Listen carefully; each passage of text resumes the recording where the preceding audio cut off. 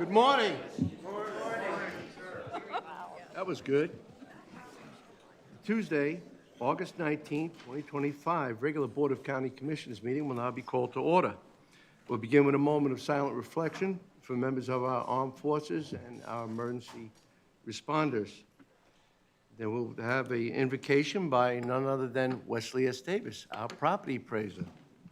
And Laura Moss, Commissioner Laura Moss, will lead us in the pledge. Please rise.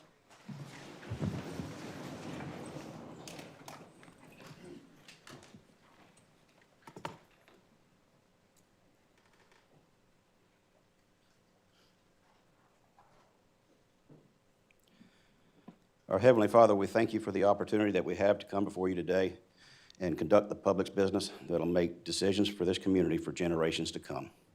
May the commissioners and the staff use your guidance, your knowledge, and your wisdom in these crucial decisions. In your heavenly name we pray.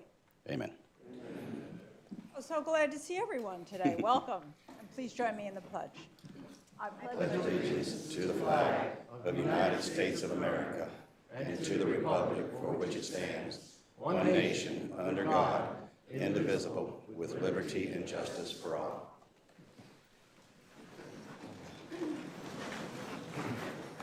Thank you all.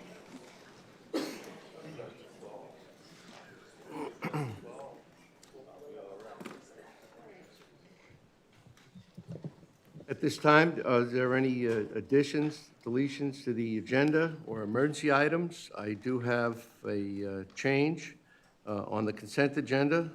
Item 9J Juliet will be moved to County Attorney's Matters, and we will denote that as 14A2, and 14 will become 14A1.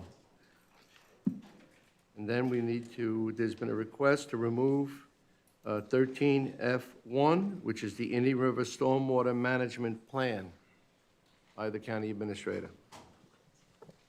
Are there any other changes? Move to approve as amended. We have a motion by Commissioner Moss, seconded by Commissioner Adams. Any further discussion? All in favor? Opposed? Motion carries unanimously. We'll move on to proclamations and presentations. And the first one would be a presentation of proclamation honoring Julianne Rank Price for her contributions to Indian River County Health Department. Ms. Price.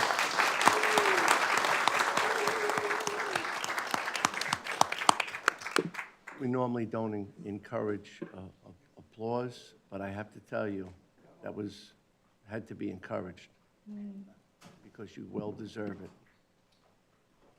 Julianne, I've had the honor of working with you, I think, a couple of weeks now. Yeah. Long time. And it's been a great experience. Your care and concern for those in need, specifically with health and the county-related concerns regarding water and so many other items that come to your attention that, quite frankly, when I began working with you, I truly didn't understand your position with the health department. It was because you treated it with such attention that you were wide-scoped in your assessment, and I thought you were a federal engineer. It was just, you really gave your all, and your caring and concern always came out in the process. I just want to thank you for the experience and opportunity to have worked with you or for you. It was very rewarding. Thank you. And well accomplished. Well, without further ado, I'd like to present this proclamation honoring Julianne Rank Price for her contributions to Indian River County Health Department. Whereas Julian Rank Price served Indian River County residents, working tirelessly to improve the health and safety of our community members for over 20 years. Whereas, while acting as Environmental Health Administrator for the Health Department, Julianne Price chaired and co-chaired the Affordable Housing Advisory Committee, was an active member of the NAACP, the Gifford and Wabasso Progressive Civic Leagues, and FACT, serving on the board of the Treasure Coast Homeless Service Council, and in her spare time, developed Every Dream Has a Price, a nonprofit organization that built houses and apartments and group homes for veterans and people in need. Whereas Julianne Price used the principles of PACE-EH, the Protocol for Assessing Community Excellence in Environmental Health, to listen to community concerns and guide community-led improvements in Wabasso, Gifford, Fellsmere, and South County.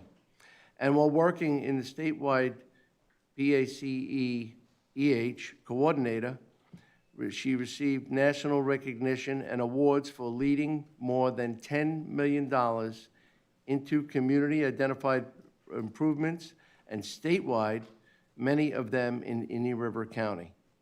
Whereas Julianne Price advocated for community improvements, including bringing the county water, got the water team here too, in Wabasso, and community addressing the drainage and the flooding sidewalks and lighting, neighborhood cleanups, removal and abandoned housing, brownfield site cleanup with the county, and in the creation or improvement of parks in Wabasso, Gifford, South County, and Fellsmere. Whereas Julianne Price continues to be dedicated and resilient advocate for those whose voices are not always heard, and inspires everyone around her to be the best version of themselves. Now therefore, be it proclaimed by the Board of County Commissioners of Indian River County that we acknowledge that Julianne Price, for her steadfast determination and dedicated service to all members of the community, duly adopted this 19th day of August 2025. It is signed by all 5 of your county commissioners. Julianne, it's a crowded room, and I noticed that quite a few of your peers, that your colleagues, the people that you've served are in the room. Can I ask those people to stand up? So Julianne can, Julianne.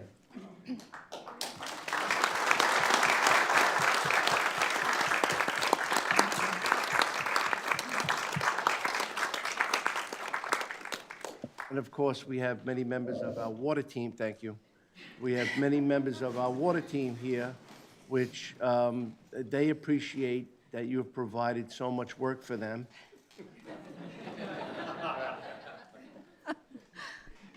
And to ensure that they have a very active livelihood as you were feverishly looking for connections and connections and connections to ensure that our public was served. Julianne. Well, thank you. It has truly been an honor to be of service and work with such a great team of, from the level of commissioners to even, state legislators and nonprofit agencies, partner agencies, county employees, and staff, coworkers. So many people have helped make all those improvements happen. So it's been an honor, and thank you for the kind words and the proclamation, and I appreciate it. Thank you.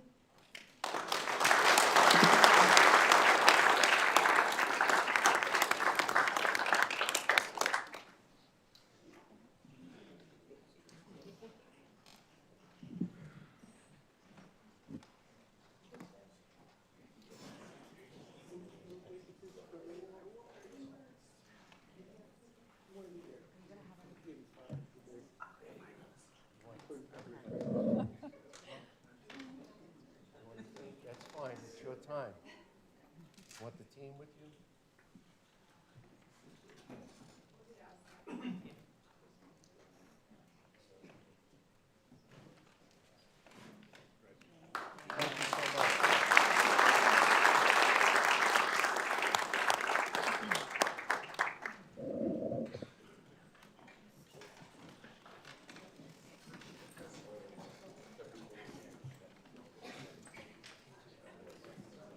Okay, she brought an entourage. Thank you, guys. Thank you, Julianne.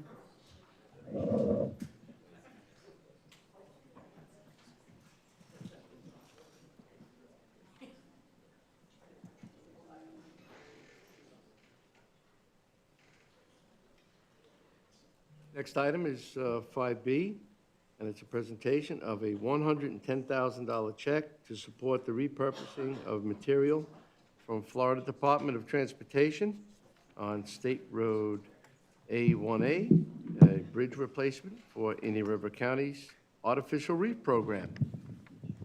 Good morning, Commissioners. Kylie Anchula, the Natural Resources Director for the record, and I have many people with me today.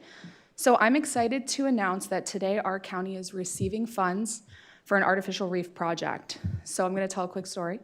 When I first joined Indian River County, Kathy Copeland introduced me to Representative Brackett, and he was eager to discuss this potential partnership involving the county, DOT, and Coastal Conservation Association of America. So this project involves repurposing approximately 3,500 tons of debris from the old State Road A1A bridge and placing it at one of our permitted artificial reef locations.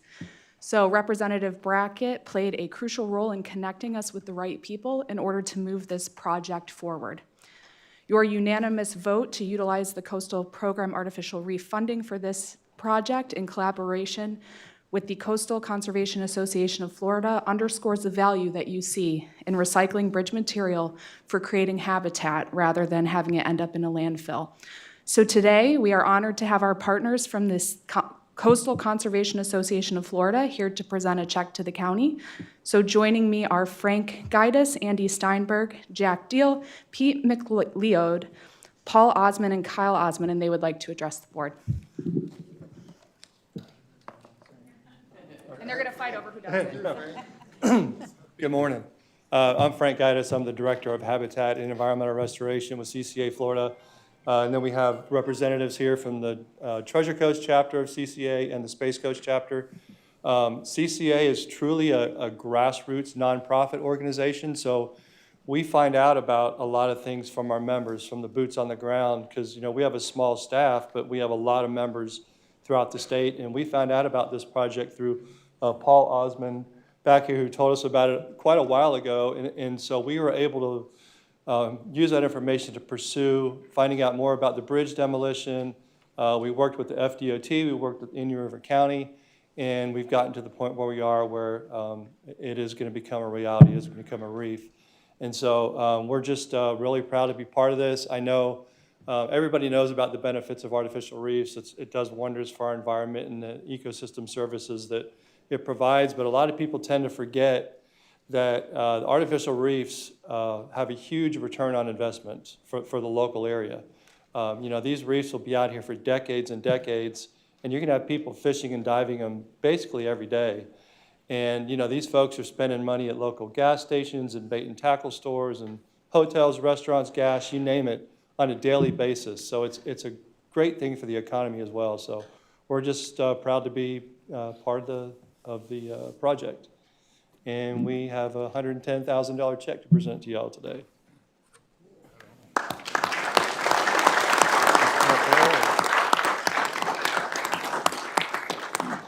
Speaking of that. Come on up with the check. Okay. Thank you for this. I don't know if it's going to fit in the machine, but might need some assistance from the clerk. Thank you. Thank you. Hey. Pastor. Come on down.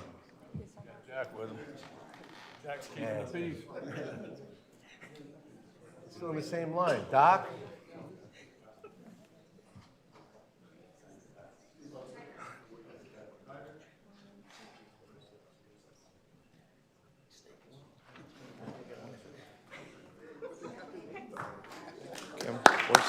Thank you. Thank you for supporting me. Thank you. The remnants, the concrete would customarily just be off-casted, ground up, and returned back to the earth. This is just a great example of recovery and a productive project that is going to serve all of us, and with a lot of help from our friends. Thank you, CCA. Appreciate you.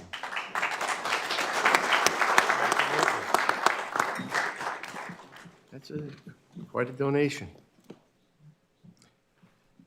Next item is a presentation proclamation designating August 2025 as Florida Water Professionals Month. You may have noticed we have a few water professionals here. You're going to see them all. Come on down, team.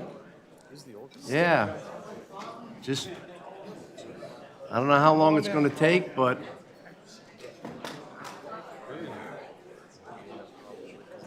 you know, the good people of Indian River County enjoy the fruits of your efforts, and they often don't get a chance to see who's making this happen.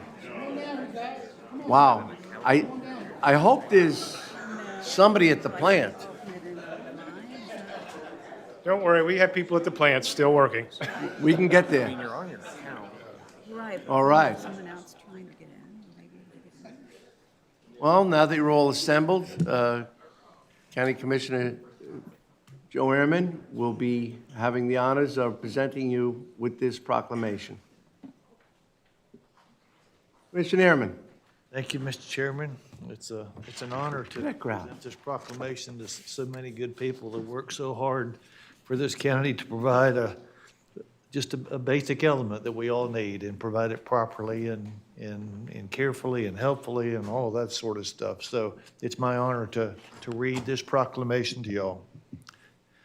It's a proclamation designating the month of August 2025 as Florida Water Professionals Month.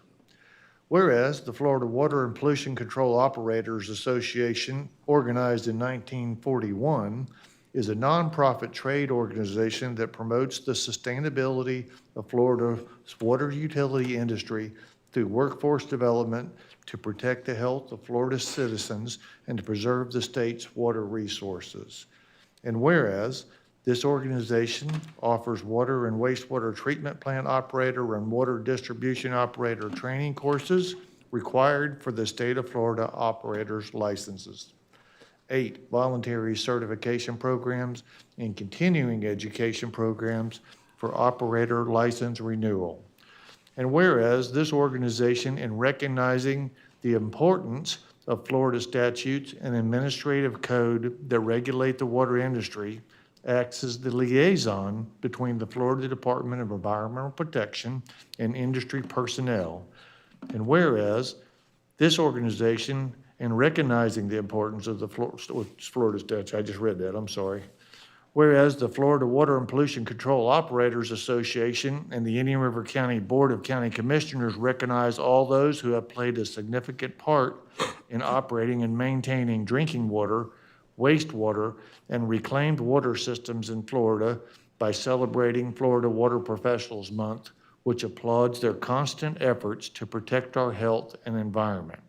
And whereas water and wastewater operators, distribution, and collection system staffs play an integral role in the safeguarding the public's health and protecting the environment. And whereas water professionals are first responders during hurricanes and other catastrophic events, working to ensure safe drinking water and safe disposal of wastewaters for our communities. Now, therefore be it proclaimed by the Board of County Commissioners of Indian River County, Florida, that the board designates August as Florida Water Professionals Month and in Indian River County, and extend greetings and the best wishes to all observing Florida Water Professionals Month, adopted this 19th day of August, 2025, and signed by all 5 county commissioners. Ladies and gentlemen, this is just a small token of what we can offer today, but we appreciate everything that each and every one of you do every day.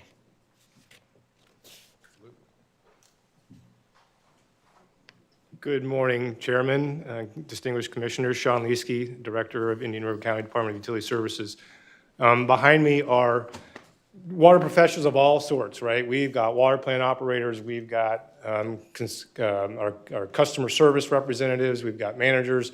This proclamation was initially started to just dedicate and recognize operators, but there's a lot more that goes into providing water and sewer services and reclaimed water services to this community. And it takes every single one of these people that you see behind me and those that are, as I mentioned earlier, at the plants working hard, tirelessly to make sure that we're producing water and treating sewer, to make sure that we're providing those services to this community. And I applaud every single last one of them. They work hard, they work tirelessly every day to do that. They are truly dedicated to Indian River County through service excellence. And I appreciate every single one of them for everything that they do day in and day out. So I applaud all of you. Thank you for all the work that you all do.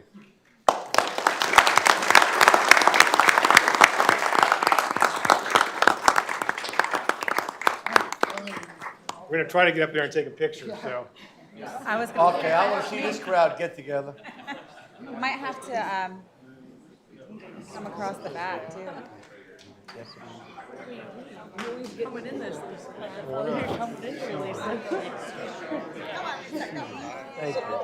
Thank you. Thank you. Thank you. Thank you. Trying to remember which one came to my house.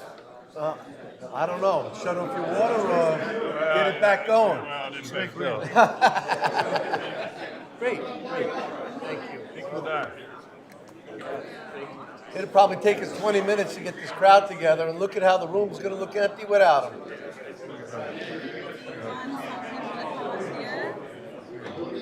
Hug somebody? Hey, don't tempt me with a good time. Listen, I gotta stand in front of you.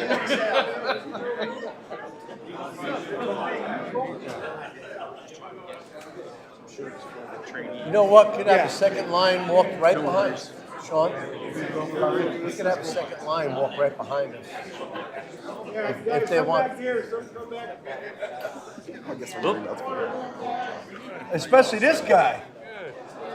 Joe, how are you? Bring the tall ones back here. Good to see you. Good to see you. Thank you.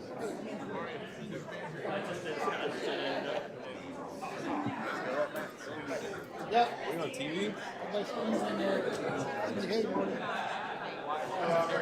The sheriff's office had a lot of personnel. Look at this. Makes you want to really appreciate a glass of water.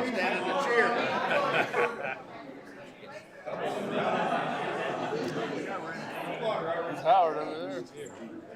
I don't know if we can get this picture, guys. You think we got it? Got it. I'm Sean. Jeez. Hi, Mom. Oh, can't forget Rich. You got it.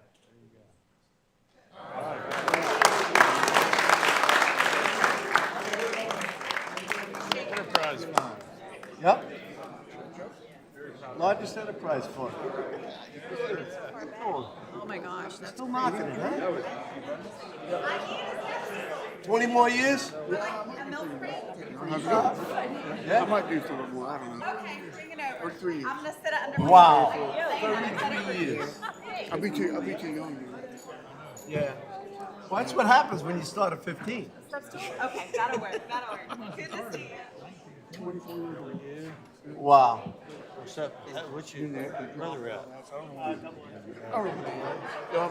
Thank you again, team. He's gonna move up. All right, see ya.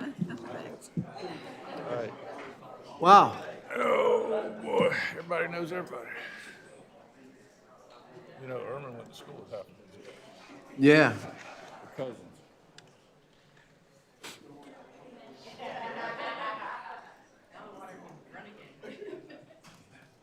Thank you all. Next item on the agenda is the approval of the minutes for the regular meeting of June the 3rd, 2025. Move approval. Or you want to do both of them or separate? No, Okay, I'll move approval of the first. a second. We have a motion by Commissioner Adams, seconded by myself for the minutes. Anything further? All in favor? Aye. Opposed?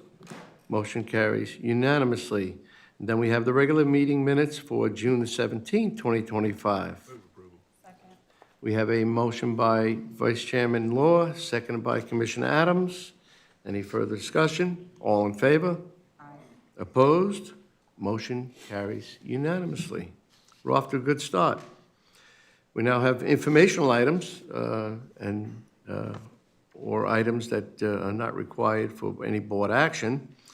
As the list goes on, we have the administrator-approved items. We have Florida Public Service Commission Order Number PSC 2025-2000208 PAAEQ. Say that quickly. Then we have the third quarter budget report. And we have the 2026 holiday schedule. The same customary days are being allocated for the holidays. We have SWID closure and collection services changes for the Labor Day holiday. And again, that's coming up quickly. The event calendar, which is all too thick to be able to enumerate before midnight tonight. So please check the website. And then a notice of unclaimed monies. There is a list provided. And again, item 7H is Beach and Shores Preservation Advisory Committee vacancy. We do have a vacancy on the Beach and Shores. Yes, sir. Commissioner Inman? And could I add that Shelby was one of our youngest members, but she was a great member. She offered so much to the committee. She's a professional engineer with Kimberly Horn, and she's got a promotion within the company to move over to the West Coast to do flood mitigation and renovation of old buildings and facilities over in the Tampa-St. Pete area. So we'll miss her greatly, but we hated to see her go, so. Well, we thank Shelby for his service, and we hope that others will be able to submit their application so we can have a full team at the Beach and Shores. We have another vacancy, which is the Construction Board of Adjustment and Appeals Committee vacancy that has been standing for a while. So Construction Board of Adjustment and Appeals. We then have the Children Services Advisory, the main committee, and the Children's Services Advisory Committee Grants Review Program. We're in receipt of the resignation of Robert Schlitt, and he leaves a void in the Children's Services. Commissioner Adams? I just want to thank Bob for his long tenure of service to the CSAC committee. That does leave us with a vacancy on the main committee, and he also chaired the Grants Review Committee. So anybody that's interested, please submit an application. We'll be reviewing those in subsequent meetings. And then we have, thank you, and then we have the opening in the Economic Development Council Committee vacancies. We have a couple. We do have several there because people on that committee, they have to align in certain categories. So people have either moved on to other, moved away from the area or changed jobs. We have several vacancies on that committee. I think a member at large, an ag person, and a couple others. So if you guys are interested, if anybody's interested in economic development, this is a great opportunity. We are going through our economic development study, so there's a lot of work to be done, and we'd love to have some fresh voices at the table. Thank you. At this time, with the exception of a public hearing, If there's anybody that wishes to speak regarding any matter that's on the agenda that may not be here when that agenda item takes place, they have the opportunity to speak now or wait till later. Yeah, one there, Chairman.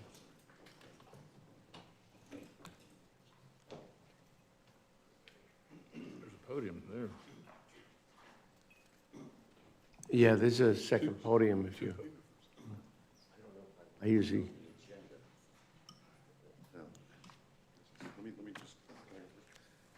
Good morning, how are you? good morning. My name is Christopher Drake. I'm the Executive Director of YSF Community Sailing right here in Vero Beach. I think we have a item on the agenda regarding the ordinance that's coming for the zones for the anchorage areas and anchorage limitations. I have a meeting at 11 o'clock I have to attend, so I just want to address it. In your map and chart, you have an Area 2 that's located just to the east of the Intercoastal, pretty much adjacent to YSF Community Sailing. That area for us makes it very difficult. There was a triple fatality in Miami from navigational hazards recently with sailing. We're all aware of it. And I'm just trying to limit the amount of navigational hazards to our children. We sail 350 kids a year. Half of them come from the underserved communities. We're out there teaching daily, pretty much 7 days a week to these children. Having additional hazards out there, anchorage areas, people mooring within a 45-day limit poses hazards to us. There was some support from the city of Vero Beach. I don't know if you received any of the memo from Monty Falls a little while ago. I don't know if you have it. They were co-joining in support for us. And what I would ask is that the proposed Area 2 be eliminated off that, or at least tabled for further discussion to look at possible safety hazards for small children navigating those waters. We have been recently in contact with Fish and Wildlife to address speeding issues within that area in the Intercoastal, which is irrelevant to this, but we're trying to address the slowdown from the bridge south. But I would ask that the council just take some deep thought about that area proposed 2, which when you look at the chart, you're talking to the area immediately east of the Intercoastal, and I don't know, I know the Intercoastal limitations are over 300 feet, east to west, and it looks like those 9.3 acres or whatever you had established in there kind of fits another 300-foot barrier. So I'd ask that that would be stricken from this Area 2, and also just thoughts of this consideration and signage for the area also pose navigational hazards to small children during instruction, so forth, okay? I thank you. I just hope you take some consideration to it. I know everybody has read this. It's pretty lengthy, and I thank you for just listening to what we have to say about this, and we hope the council makes a great decision on it. You have that documentation? From the city? Yes. Sure, absolutely. 1, 2.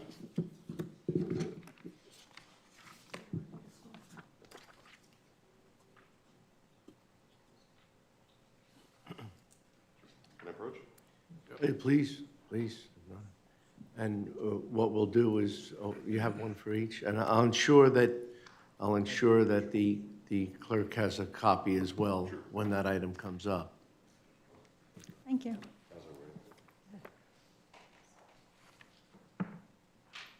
And Counselor, is this the first time you're seeing this?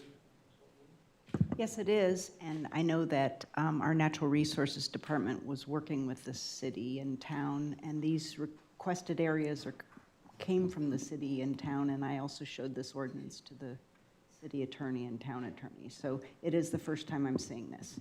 Thank you. Council, and that's what I thought. Maybe you were unaware of what we had been working on the backside to ensure the safety of our children on the water. So that's why I'd ask if, at least if that Area 2 is stricken, or at least tabled to a further time where there could be some thought and discussion on it. Thank you. Thank you very, very much for your time. Appreciate Appreciate it.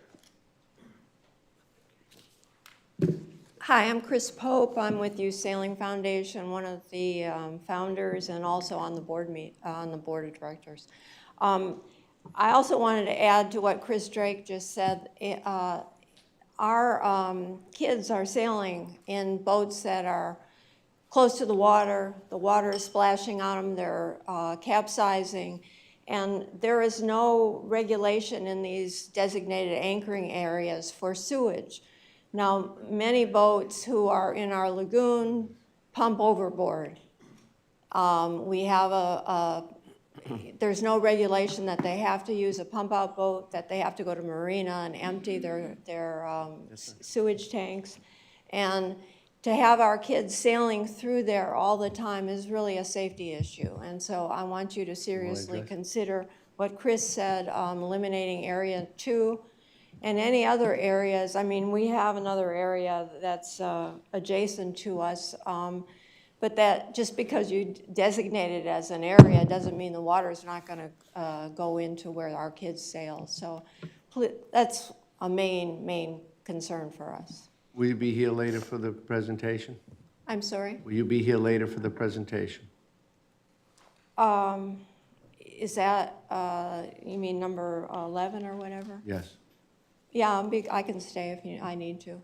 Okay. I I'd will- like the county administrator to address that one point. Yeah, I will add that the governor just established that it's a no discharge zone from Fort Pierce all the way up through basically almost all of the county. So, I mean, that should no longer be an issue. It's a no discharge zones from vessels, even not just untreated, but treated. Okay, but is there some kind of method that he designated to check to see if it's? Well, that would fall upon Florida Fish and Wildlife for enforcement purposes. Council, a lot of the problem with this is illegal discharge, even from my days working Marine Patrol up in New York. I mean, he literally just like I think it was like 2 weeks ago. Yeah? But he also said that the people can't come, public officials can't come aboard boats for issues like checking their holding tank. They can only do it if there's a violation, like if they're drunk or inebriated or something. So, you know, it's not going to be enforced. We don't have jurisdiction. Hey, I wait, just- you, I just want to, if you're going to be here for the public Then hearing, we then the comments are more appropriate during the Okay. public hearing, so it can be on the record. This part of the meeting is just intended for, like, the gentleman that may have to leave and anybody else that wants to talk on something that's not a public hearing. Okay. Because All I right. think we need to go through that presentation and explain what's going on, and then we will have an opportunity to address those comments during the public hearing Okay. part. All right, thank you. Council, thank you. I'll stay as long Thank as I you. can.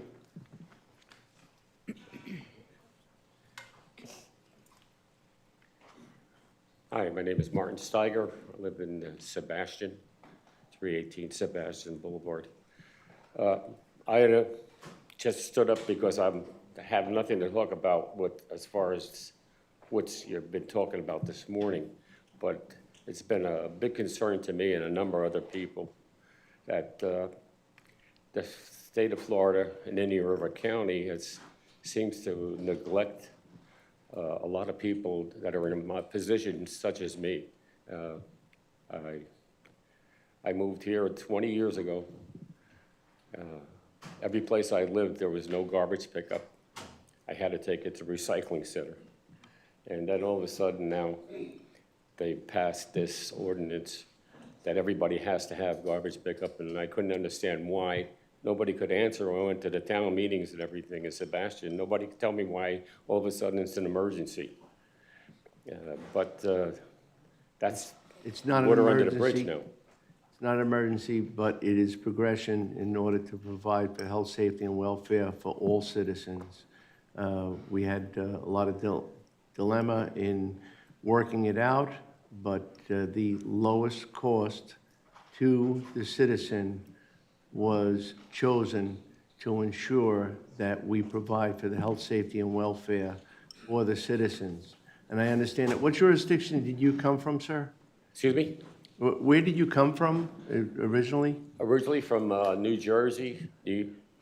I lived in Washington State. I lived in Virginia. Which has paid I lived in Maine. mandatory Yes. pickup. And most larger jurisdictions already have that.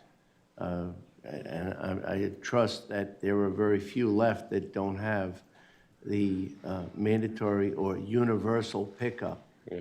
It's considered I mean, I understand it's an additional Yeah. cost factor. It's a cost factor for me and a number of other people, but also, it seems like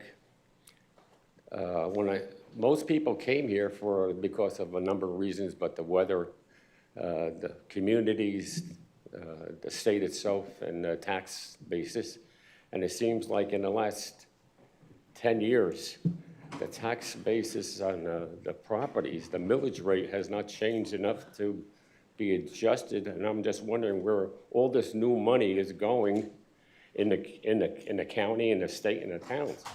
It's millions and millions of dollars that have come in because houses that used to be $100,000 or less are now $400,000 or $500,000, and the taxes have gone up unbelievable. My taxes since I moved here have doubled. My insurance has doubled. Everything else has doubled. And in a number of states, people over the age of retirement age get a break on their taxes as far as paying. I paid for school taxes my whole lifetime. I had 4 children. My wife had 4 children. I had 14 foster children over the years. And it's just gotten to the point where I thought I was going to be able to retire and have a good retirement. And it seems like all the costs have gone up significantly that I hadn't planned on. And in my community, my taxes have doubled, like I said.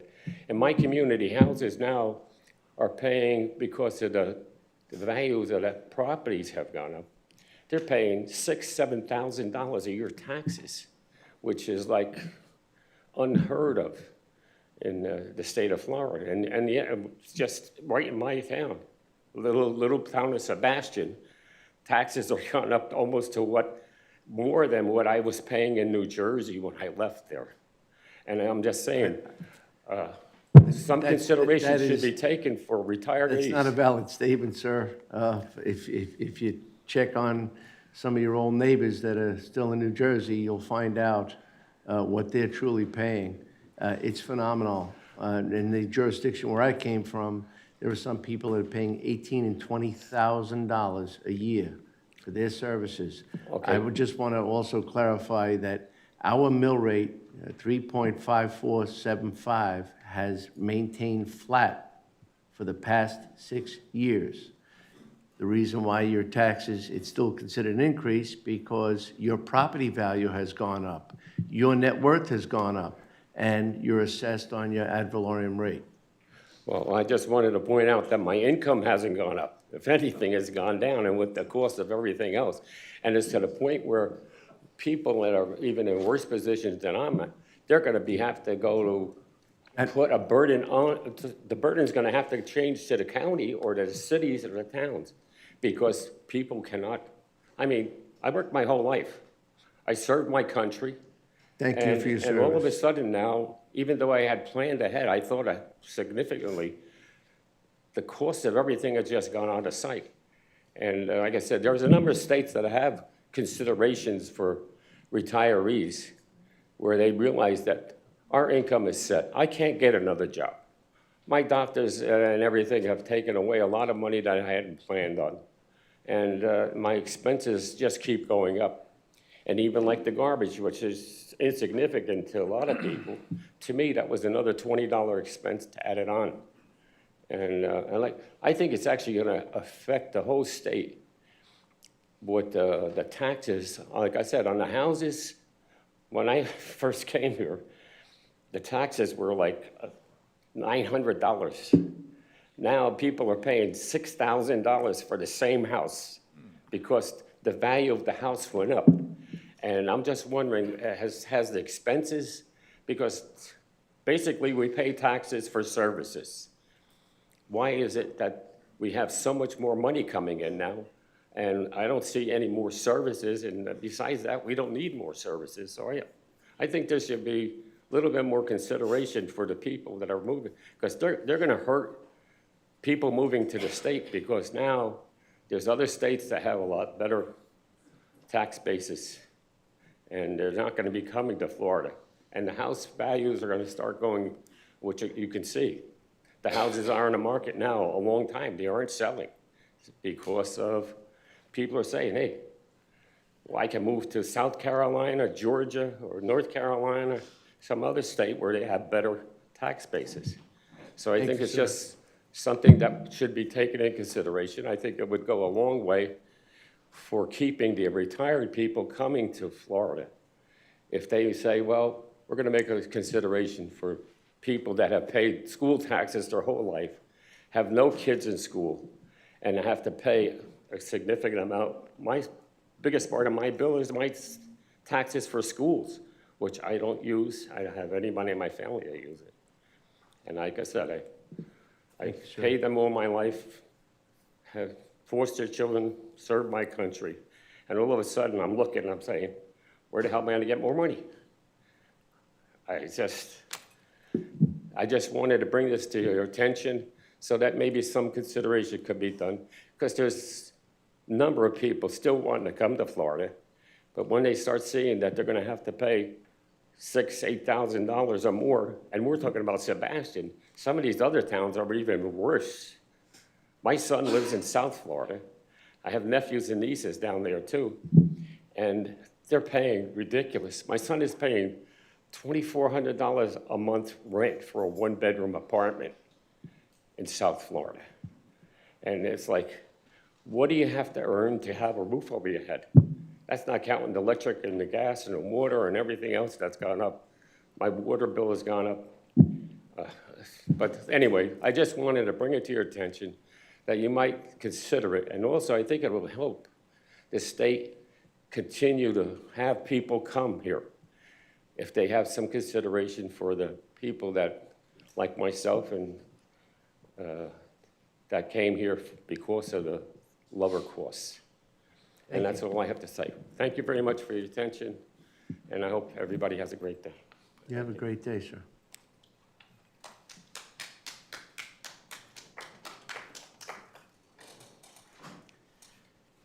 Thank you. Anyone else? We'll move on to the consent agenda. It's quite robust. There are many items on there. Does anybody wish to want anything off the agenda? Mr. Chair, I'd like to pull 9I, India. 9I.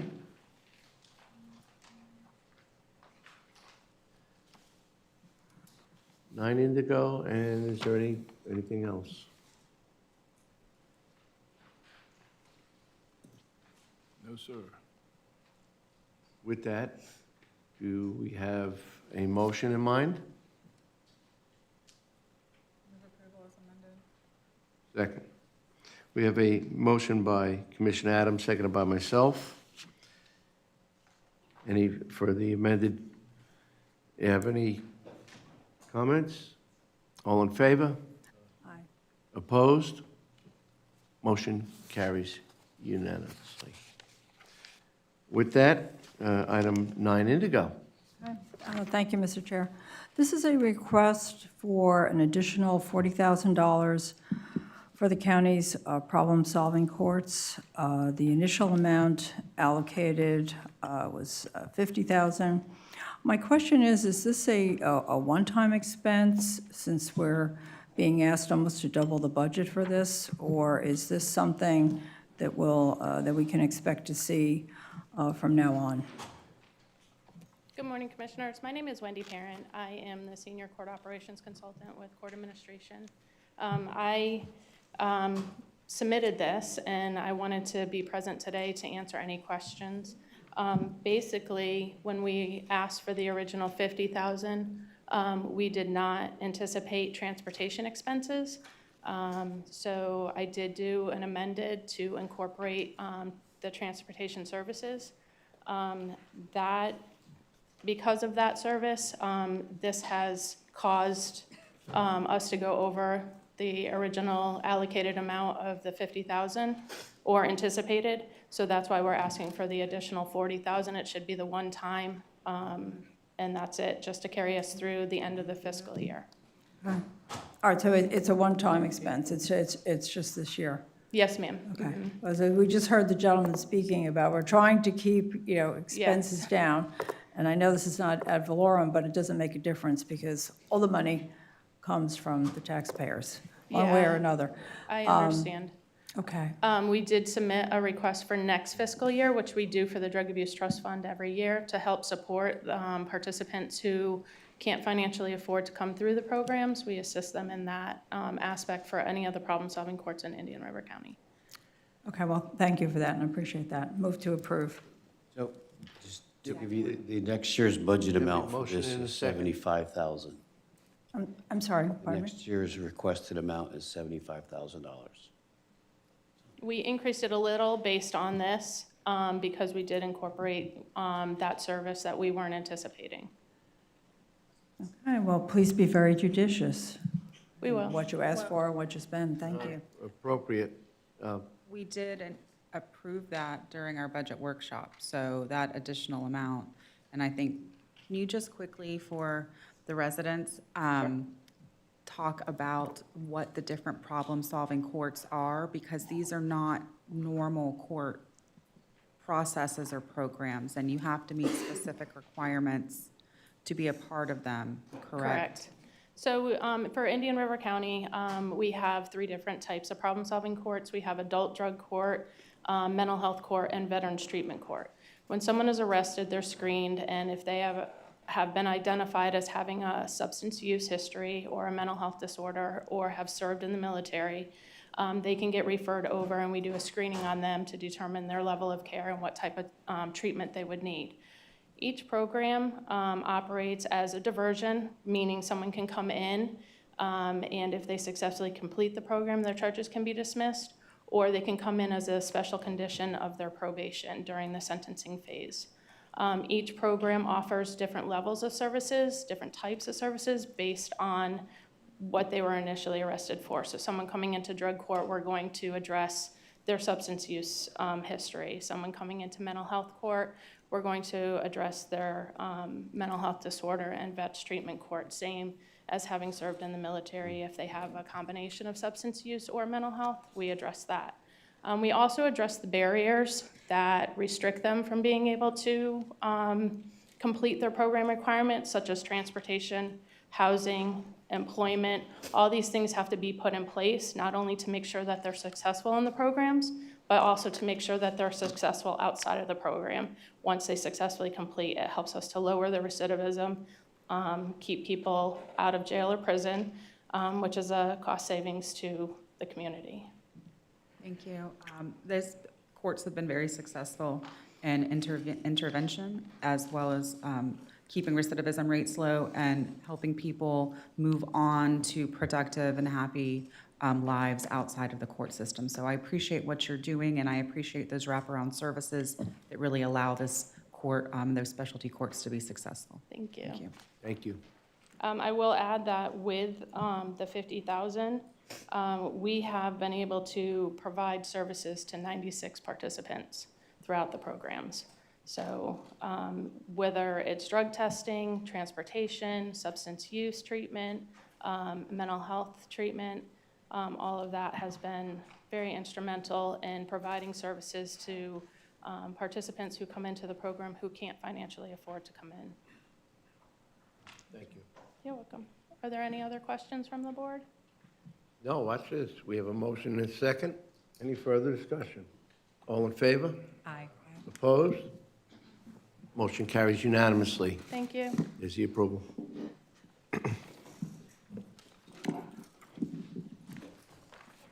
Next item under constitutional offices and government agencies, item 10A1, which is the Indian River County Supervisor elections. Leslie Swan, a request for revenues received to be rolled back to the supervisor elections for the fiscal year 2024-2025 budget. Good morning, Commissioners. Leslie Swan, Supervisor of Elections, and I am here today to request that the revenue that we receive from petition verification, data lists, and also public records requests be rolled back into my 2024-2025 budget. To date, we verified 8,567 petitions and fulfilled 23 data requests. So the revenue from these services was $4,809. And we would like to use these funds to help offset the cost of our voter notification mailings that we are now required to begin sending out because of House Bill 1205, which was signed into law on May 2nd.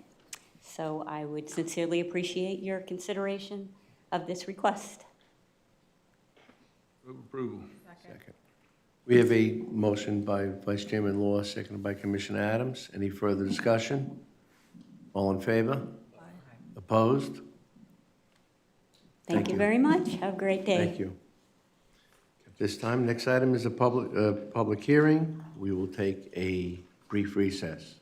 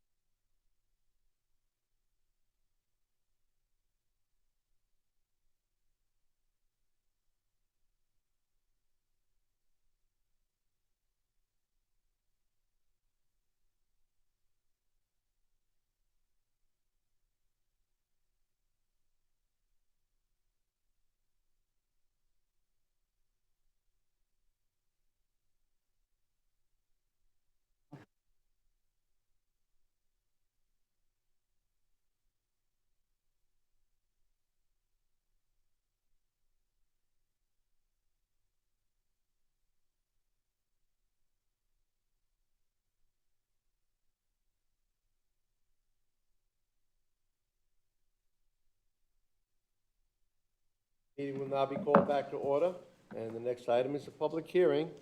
That's item 11A1, which is amending the code for Indian River County, Title 9, which is the Land Development Regulations, Chapter 932, the Coastal Management, to establish anchoring limitations areas in the city of Vero Beach and the town of Indian River Shores in accordance with Florida State Statute 327.4108. And we have backup, and we have a presentation.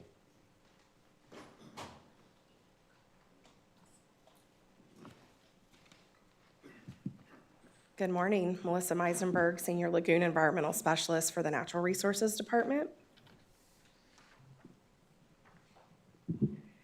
So you guys have seen this about the anchoring limitation areas for a while now, and we're bringing it forward to go ahead for the public hearing.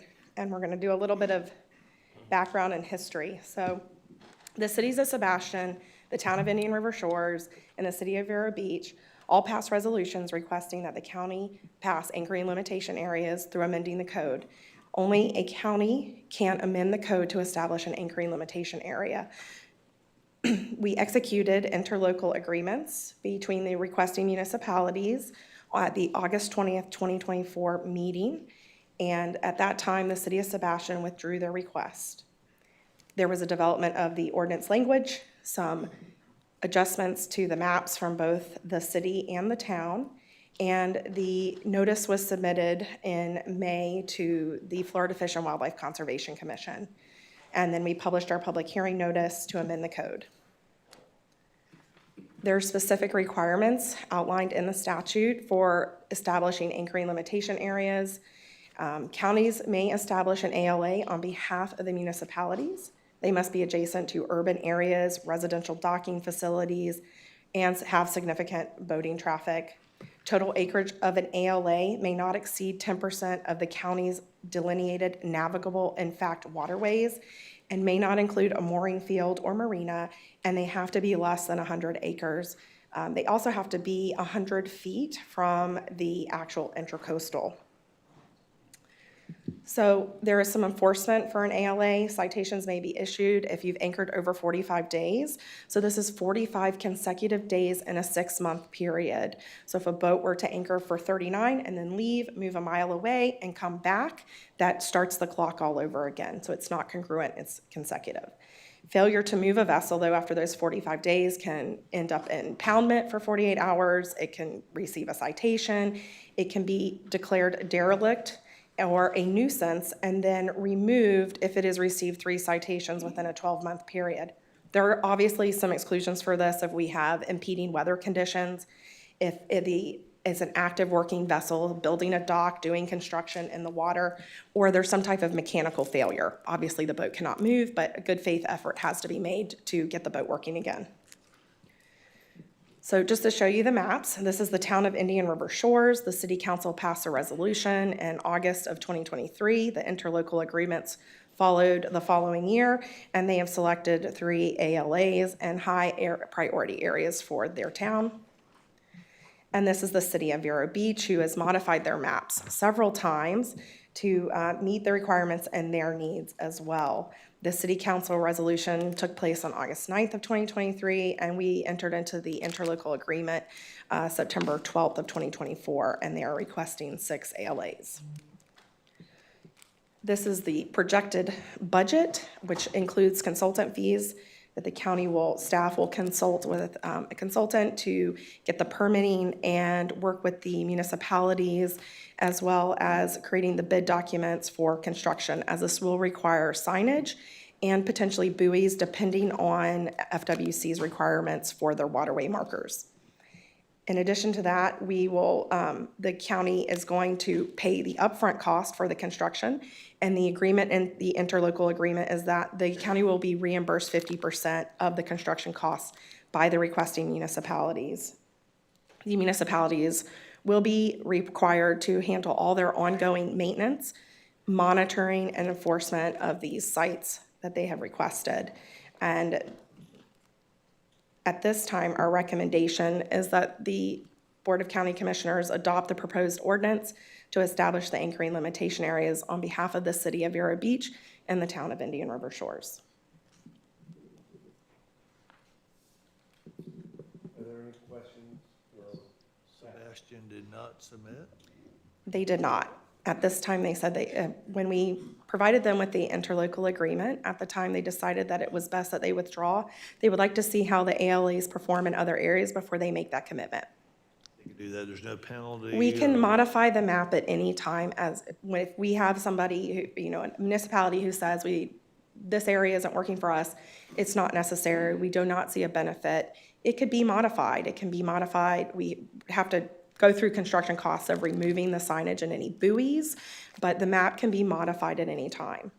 Okay, I just want to make sure there was no penalty with the state or. No, I talked to FWC directly, and before we brought the public hearing, I supplied them with the ordinance language and the map, and they saw no problems with any of them. So they were okay with it, and the map will stay within the Natural Resources Department, so we can modify it as necessary. Mr. Chair, may I just make a? Please. It would need to go through the ordinance process, because you're actually adopting these areas in your ordinance. So, yeah, you Yes, can change them, but you have to go through the whole process. It's not just a phone call away. Right. Right, we have to go through the ordinance procedure. As far as what you heard this morning regarding Area 2 in Vero Beach, So I was notified that Youth Sailing Foundation did want to modify the map. It was my understanding that the city of Vero Beach did remove the area directly adjacent to Youth Sailing Foundation, and the map that I currently have is their most updated map. The city was going to send a representative, hopefully he would be here to be able to give further detail, because I did not do those negotiations with Youth Sailing Foundation, as these maps were provided by the city directly to the county as we're forming these ALAs on their behalf. so that's, and that agreement is between Youth Sailing and the city, Yes, correct. and they provided you with the information as what they want in their particular area. Yes, correct. Thank you. Just want to clarify that. Any other questions? The anchorage that was in question by the youth sailing, the anchorage on question by the youth sailing is on the east side of the channel? There is an area on the east side of the channel, yes, correct. Okay. On, like, just south of 17th Street, right? County Can you pull Administrator? that map up? Because we have the resolution, and I think this one shows 13.9 acres, and yours shows 8.4 for Area 2 for the city of Vero Beach. Which Or area? 9.4, so it's been reduced by 4.5 acres. Yes. So maybe the city can comment on that.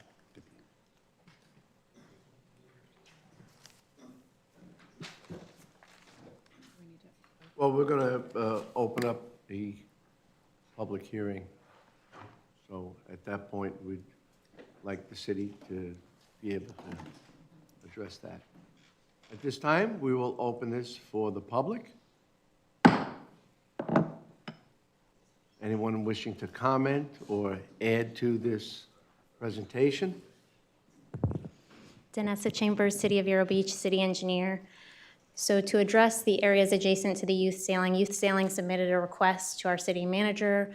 That was reviewed by staff, and we did respond to them that we would be able to reduce the area directly adjacent to their frontage, but that we wouldn't feel comfortable reducing areas adjacent to other property owners' frontages.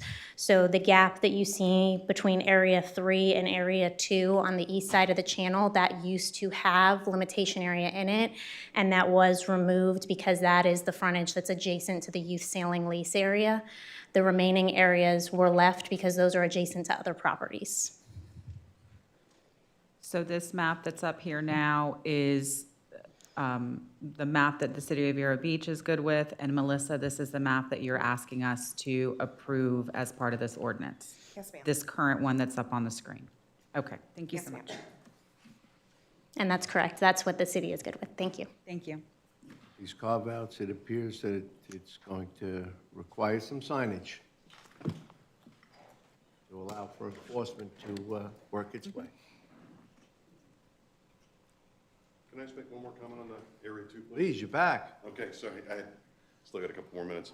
That, you were talking about the areas adjacent to, what was the phrase? I'm sorry, the phrase was other properties and so forth. The ICW is pretty much the, when you look at that area, can you go back to that map channel? Let's take a look at that map. Can we move it back to Area 2? Can anybody call it up?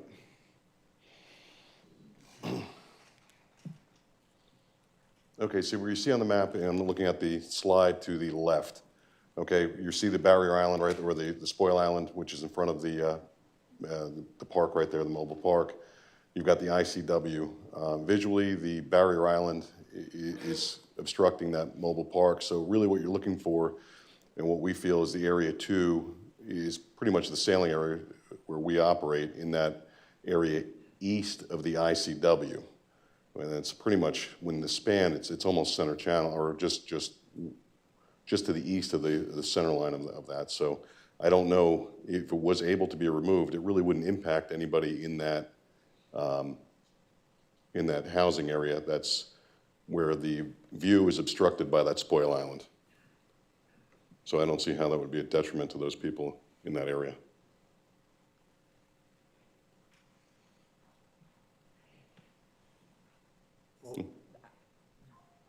Please go. I would just say that this is what's been submitted to us and agreed upon from the city of Vero Beach. So if that is something that you would like considered, it would need to go through the city of Vero Beach. We're a conduit for this program. We're not the decision makers on this program. And from my perspective, we are approving what the city of Vero Beach has asked us to approve, and that is the map that they have supplied. So if that's something that you want addressed, my suggestion would be to have further conversations with them.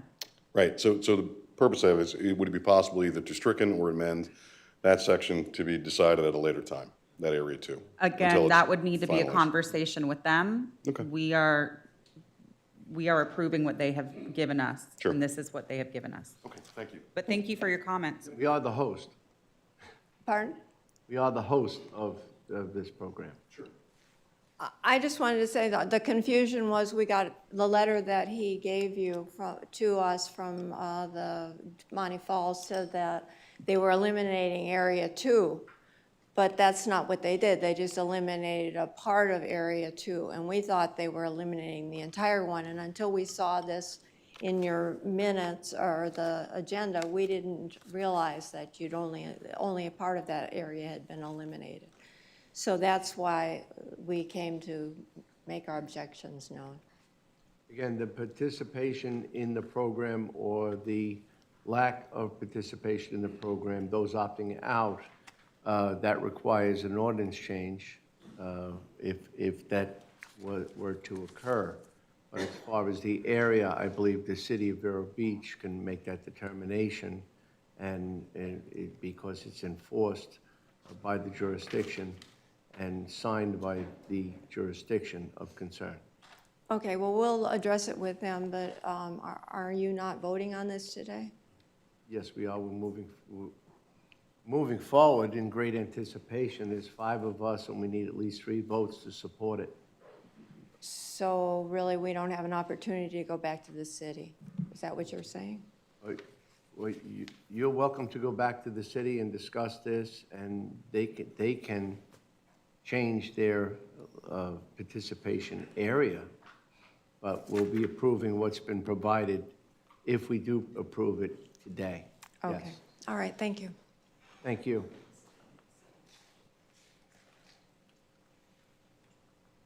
Good morning. Morning. Keith Druitt. I'm Vice President of the Clean Water Coalition of Indian River Counties. I think you all know. Just for the record, I'm not going to go into the detail of youth sailing's position. I just regard it as totally spurious. And I say that as a 45-year boater, been involved with youth sailing for 40 years. The conditions here are very comparable to anywhere else in the country in terms of the anchored boats and the condition of the water. I'm a 45-year recreational boater. I've sailed power and sail everywhere from Maine to the islands. I've got over 20,000 miles in my log. So I speak to this issue as a boater as well as an environmental advocate and a proponent for clean water. The sewage and speed limit issues are not part of this discussion. Those are totally separate issues. Speed limit with Fish and Wildlife, sewage with the enforcement agencies, they're not part of this discussion. Enough of that. You guys have been talking about this for a long time. I remember, I just know the law about it. We brought this up with Commissioner O'Brien, was when this started. And I don't see him up there, so I guess that was quite a while ago. You retired, sir. I know that. That's okay. But I do commend you for sticking with this. I think you've done a great job. I commend staff. Melissa in particular has been terrific in stewarding this through the maze of legislation. This is another tool. It's not a silver bullet, but I think it's close to a silver bullet. If it's properly enforced, I think it will make a substantial difference, both environmentally and in terms of the lagoon's appearance with derelict vessels and so on. To that point, I think you're aware, the city now has a full-time beach and lagoon patrol officer with a vessel that the city is enforcing, and I believe is ready to enforce this ordinance. So Clean Water Coalition is totally in favor, and we recommend your approval. Thank you for your time. Thank you.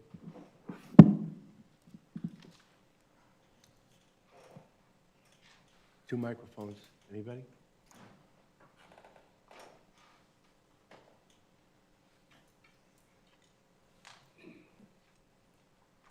Seeing none? Melissa?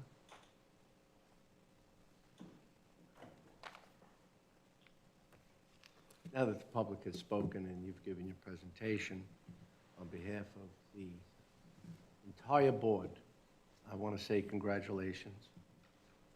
Melissa, you received, as Senior Environmental Specialist, you received the Lagoon Champion Award, and we truly appreciate it. That's an honor. Your expertise, your passion for the lagoon recovery is well noted, and we have the opportunity to have you in the county employ to ensure that we continue to recover our lagoon. So thank you for your efforts and endeavors. Thank you. I was very, very honored for the Clean Water Coalition to honor me that way. And I'm proud of my job, and I'm proud of the work we're doing, moving the lagoon program forward. We notice it, and the council noticed it, and I just wanted to acknowledge it. Thank you. Thank you.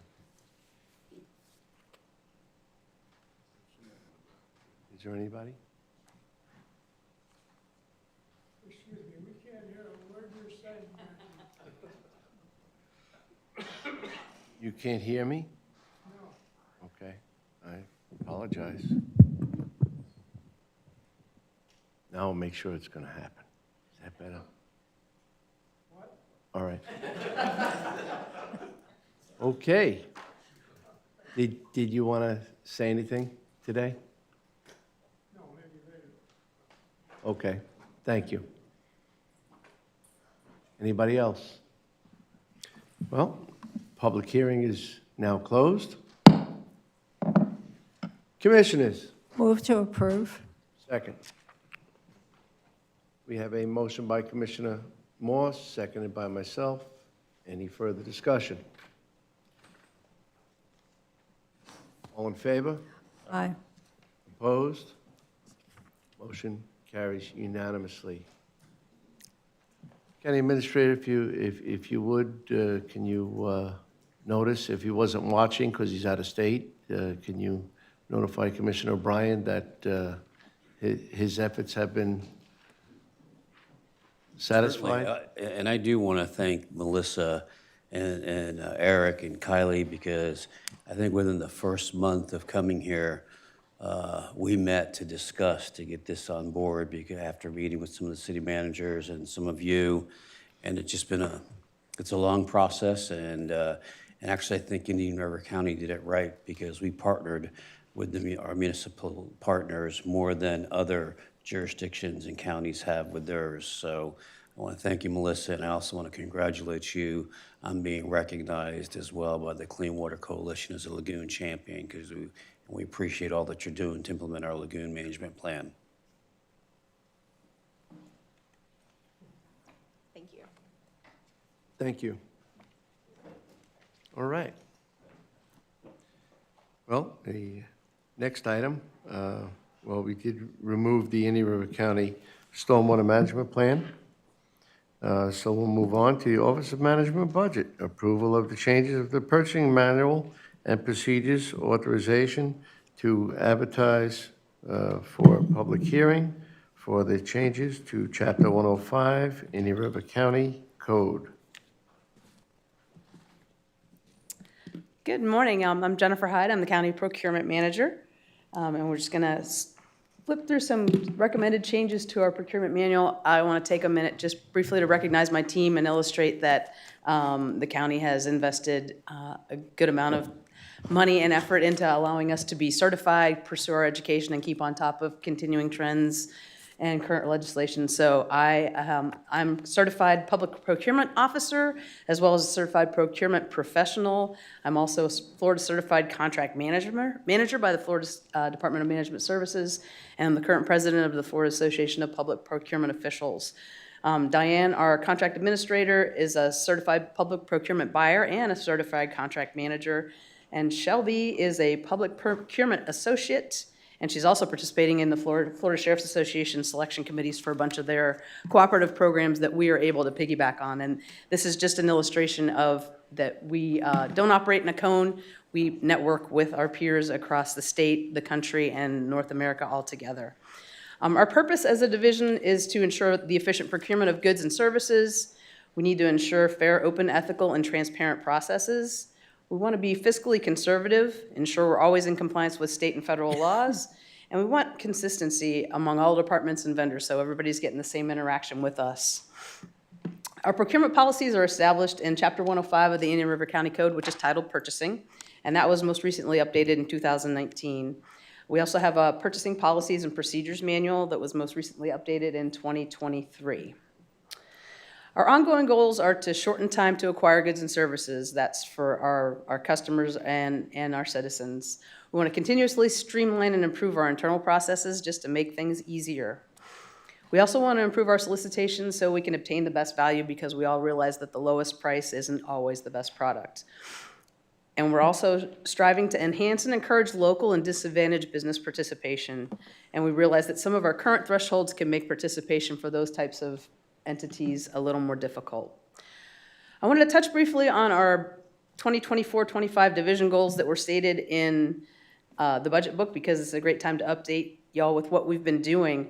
We wanted to complete the transition to electronic solicitations, and I'm happy to announce that we accepted our last paper solicitation in January of this year, so no more papers, and the forests can survive a little longer.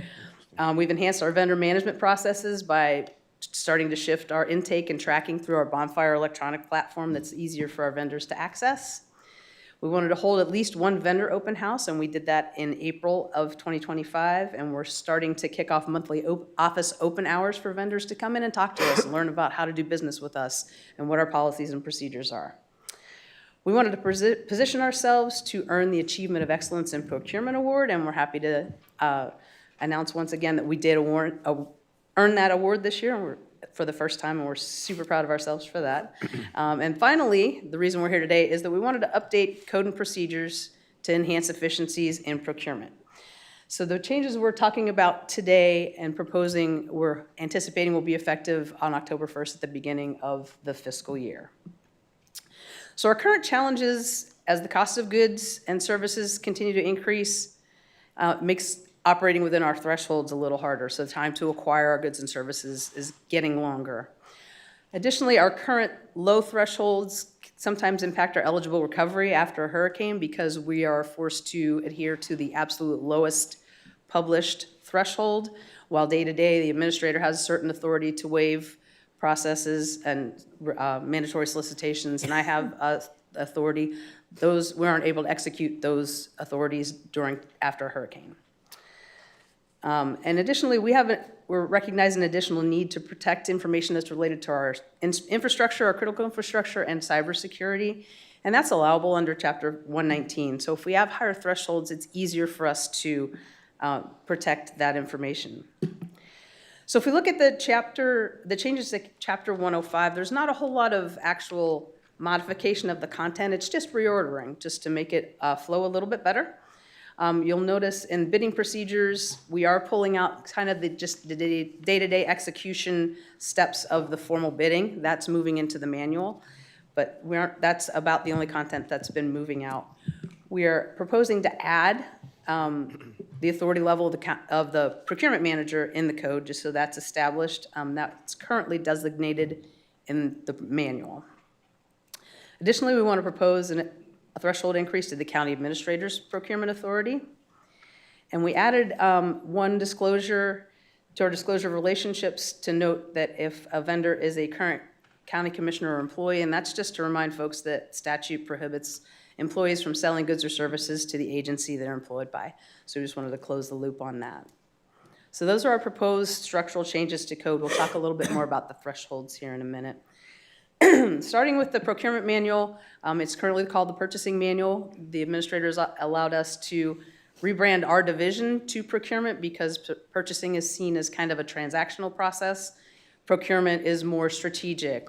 We want to be more proactive instead of reactive, so we want to rebrand the manual to procurement. The first change is our quote threshold. Right now, anything $3,500 or more, we're supposed to get 3 quotes. It was recently increased from 1,000 to 3,500 in 2019, but we're still struggling with vendor participation at that low level, getting 3 quotes. We're recommending we increase that to $10,000. That equals the federal thresholds above which that we would have to get 3 quotes. So it makes reacting to a storm seamless to our day-to-day activities. And then this also enables our smaller contractors to quote lump sum and not to exceed. The impact for this change is a shortened timeline to obtain minor goods and services by at least 7 to 10 days. We hope it'll increase participation by local and disadvantaged businesses, and again, it enhances our reimbursement eligibility from FEMA. Another change in the manual that's proposed is an increase to our formal procurement threshold, our bid threshold as it's commonly known. Right now, we can get 3 written quotes up to $35,000, and above that, we're supposed to go out for a formal solicitation. We're recommending this amount increase to $100,000. Those are lower risk, smaller projects, and we're looking at an average of 107 days from when we think we need to go out to bid for something through the bid development, issue, receipt, acceptance, and award. And I have, it's 124 days for request for proposals and 159 days for request for qualifications. And some of the projects that would fall under this category are painting, boardwalk construction, mowing and right-of-ways that you looked at earlier today. These are some of the projects that would be more quickly adapted to purchase orders. So we can easily obtain 3 quotes within 14 days. Impact of this change is to significantly shorten the timelines to complete projects, increase local and minority firm participation, and then also enable commodity purchase at the best current quoted rate. And that impacts our utilities, chemicals, and those sorts of things where the prices fluctuate quite a bit, but we can get quotes and respond within a week as opposed to 107 days for a bid. The procurement manager authority level has always been at an equal level to the solicitation threshold. So we're recommending that also increase to $100,000. So under this threshold, the procurement manager is authorized to waive the requirement for bids or for quotes as appropriate.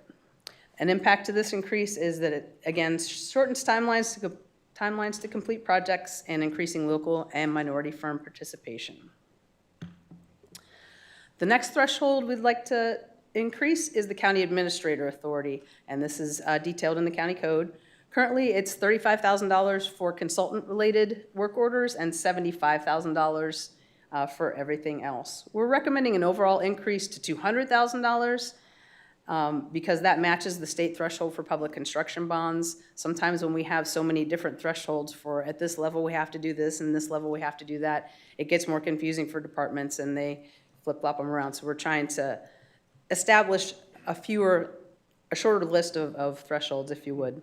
The federal threshold allows us to get quotes up to $250,000, so this is well within our authority to respond after a hurricane. And all approvals are still going to continue to be presented to the board for review and approval quarterly as we're doing now. This will also reduce and eliminate the blanket PO increase requests that you see frequently.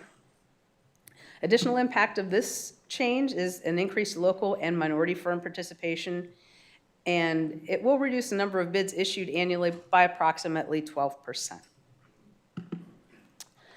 Bid security is currently referenced in code. We're planning to move that into the manual. Right now, we're asking for bid security for every bid at $35,000. And a bid security essentially is a guarantee that the bidder is going to honor their price. We're recommending an increase of the required bid security to $200,000, A, to align with the administrator's proposed authority, but also B, to increase bid participation. Sometimes contractors just don't want to deal with giving a bid security, or they don't have the financial capacity to provide it. So this would also increase local and minority firm participation that may have low or no bonding capacity.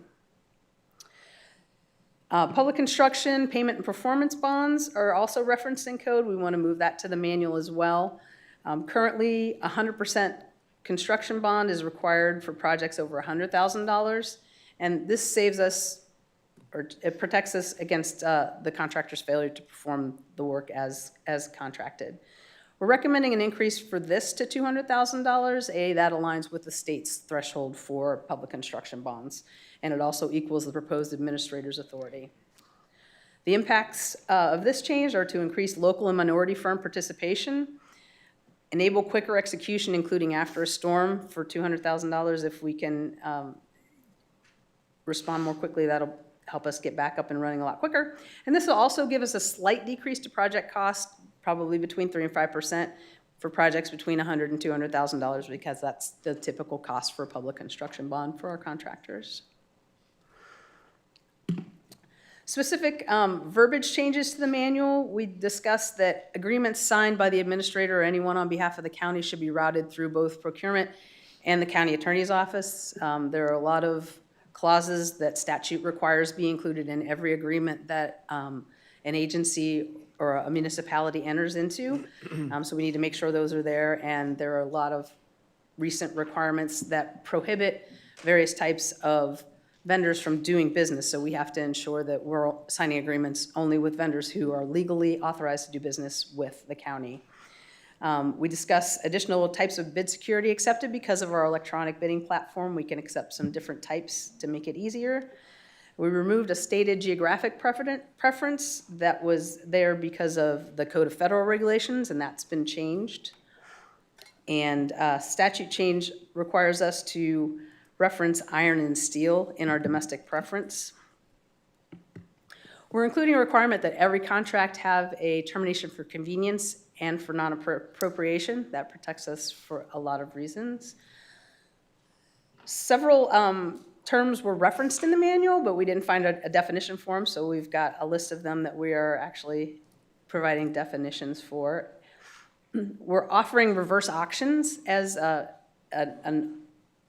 solicitation option, and that's kind of like an eBay type thing where, say, chemical providers, again, can kind of bid against each other and in a decreasing manner for providing us with the items that we need or the chemicals. We also included a statement that solicitations are only issued by procurement. We just want to make sure no one's doing anything on their own, just to be safe. We added some prohibited practices and purchases, such as bid shopping.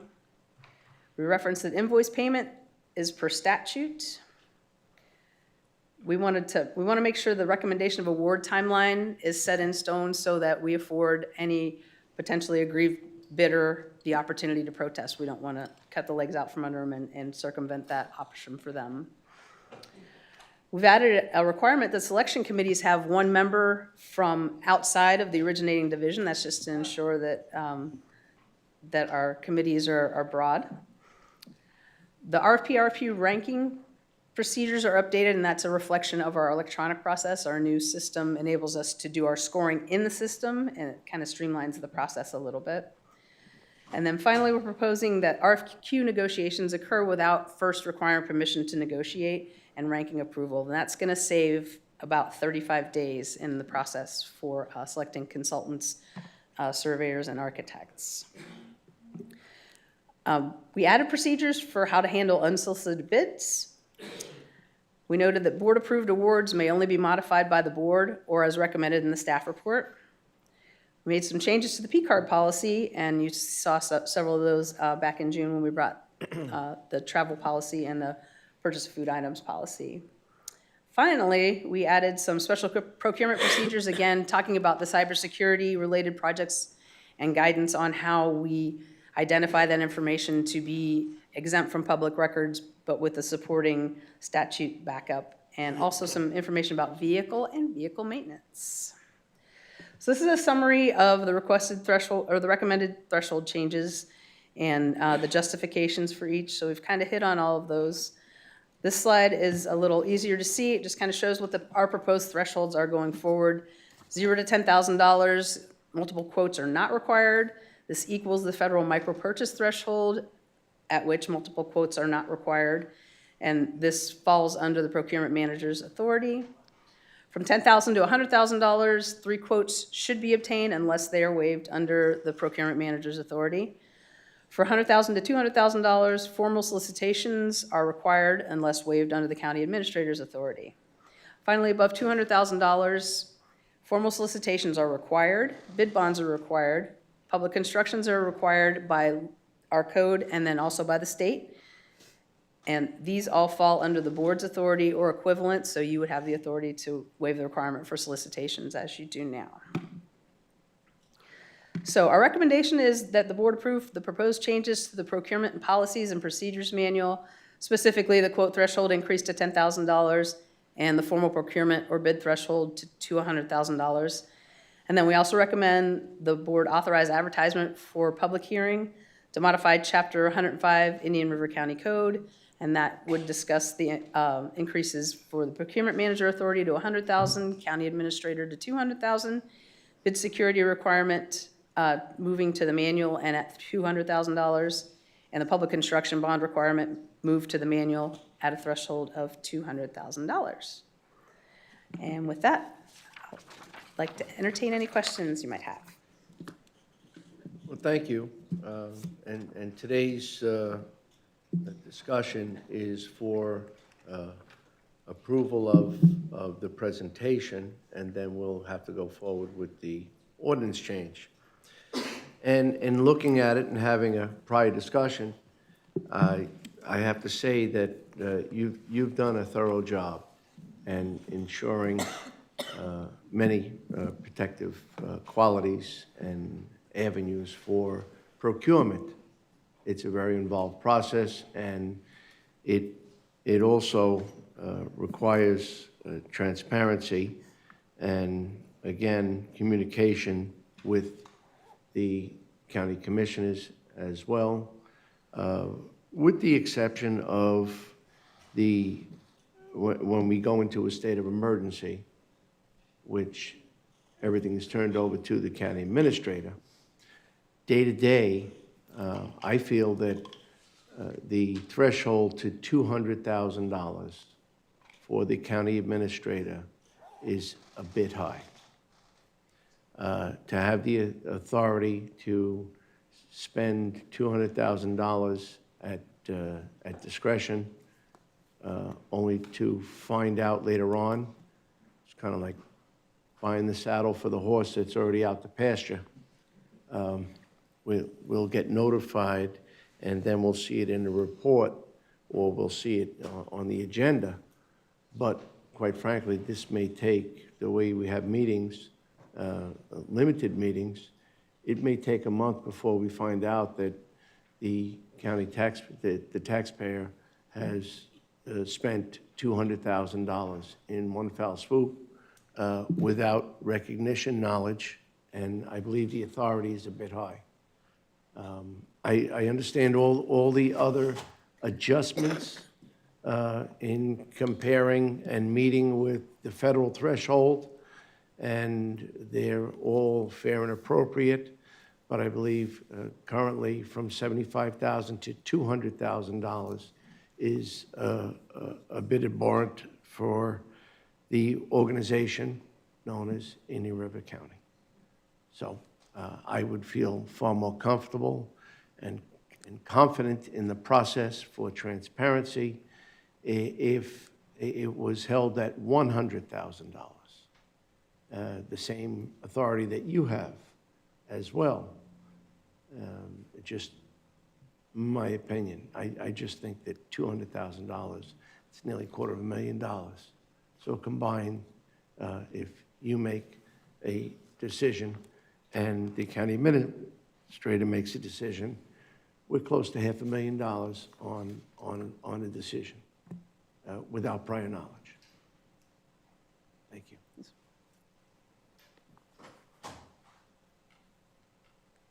Everybody's got their own microphone. Jennifer, if I can ask one question about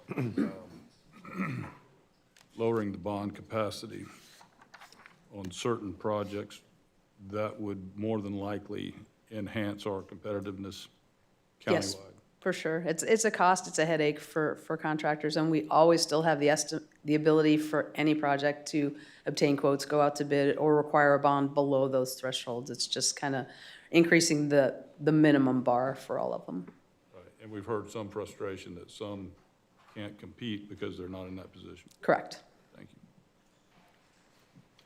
I was happy to see this. And when Jennifer and I met, the first question I asked her is this going to make us more expedient, more efficient? Is it going to move projects faster? And unequivocally, she said yes. And that's what I like to hear. I know this is something I've been questioning ever since I've been a commissioner with the previous administrator and even with John about how we can move different projects quicker. It seems that, you know, over 100 days in most cases, which is over 3 months, just to get bids and get that process done, and then you move into everything else. The other phases was not efficient, and I'm very happy to see this, and I thank you for doing this and presenting this. And yeah, I just think this will make us a little bit stronger and a little bit more efficient and make a lot of people, and us included, a little more happy when it comes to seeing projects getting done. As for, Ms. Chairman, as for your 100,000, I understand what you said, but I think whatever we need to do to make this more efficient, even further, when something happens, surely there's a way for us to move quick if something comes under the county administrator's purview that he needs 200,000 for. I would think it would be there'd be a way to make that happen. John, do you have any comments on that about reasons why, or what we could, how we could make sure that we're knowledgeable and know as to why you need $200,000 for something? So we currently provide the quarterly report. We could, I think, can work with Jennifer, and we could do a monthly report if that's more, appropriate for the board, especially if it's an amount like that. It's still after the fact. After the fact. And if it's not an emergency, as you have changed authority when we initiate a state of county emergency, then the rules adjust. I understand that as far as for an emergency, but as far as a day-to-day procurement, I just feel uncomfortable that it's that number that we would be notified, even if it was monthly, and we have meetings just twice a month, that means that some 6 weeks later, there's a possibility that we would be notified that the expenditure took place. In the meantime, we have inquiring public, we see action, and we get the phone calls. So I believe that it would be best served if the authority was given at the time. Again, the chairman has the discretion to call a special call meeting at any time. So it's very fluid as to the authority that could be given. If you had such an issue tomorrow, if this was intact at 200,000 or 100,000, and you went beyond that, we could have a meeting tomorrow afternoon. So it's not a matter of, it's not an inconvenience for your board to meet, and nor do I just think it's a bit high. That's it. I just don't have a good comfort zone on $200,000 being expended and finding out 6 weeks later that it was spent. This is taxpayer dollar. This is not our money. It's not your money. And it most certainly, I don't think it expedites any of the action that is procured for the greater good of the citizens of Indian River County. Jennifer, can I ask for some examples of how that extra would or would not impact like projects we may have had in the past, or just, I understand both sides, I'm just trying to see, does the one outweigh, I'm not sure, so. Sure, so if we look at the items we've been out to bid for in the past 4 years, most of the projects that are between that $100,000 to $200,000 range are roofing bids. Boardwalks, again, the same categories that we pulled out for up to $100,000. Painting, power washing, some of the bigger facilities. Number 10, Lakes T relocation. The marquee sign at the fairgrounds. Everything else, the larger projects, the roadway projects, the repaving, there might be a couple of culvert projects that would fall under that could fall under that threshold, but most of the thresholds are just larger repair projects that we would normally quote for a smaller building, but for larger buildings, the cost gets over $100,000. So historically, it was $50,000 for many years, and then it was bumped up to $75,000. And that's the way it's been for some time. It hasn't been problematic. It may have, it has nothing to do with the bidding process, the approval process, yes. And again, if it's an emergent matter, the threshold changes. But more importantly is, again, if we are in a state of emergency, which those factors come into play, I believe the others should be approved or reported. Oftentimes, we hear during the procurement process that bids are rejected, but we also need to hear when they're approved as well. Thank you for your work on this. I appreciate it. All the detail you went into, right down to the foundation of it, explaining that it's not purchasing, it's procurement. As far as the amount goes, whether it should be 100,000, 200,000, it's funny because every meeting we discuss basically how the cost of everything across almost every category has increased. After COVID, nothing was the same. So, I hate to say it, but, 100,000, even 200,000, it ain't what it used to be.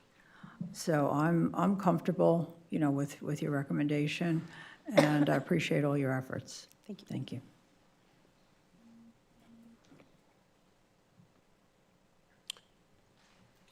Any more questions of staff? Anybody from the public wish to this? Is there anybody from the public that wishes to enter into the discussion or add to this process? Oh, please come forward, sir.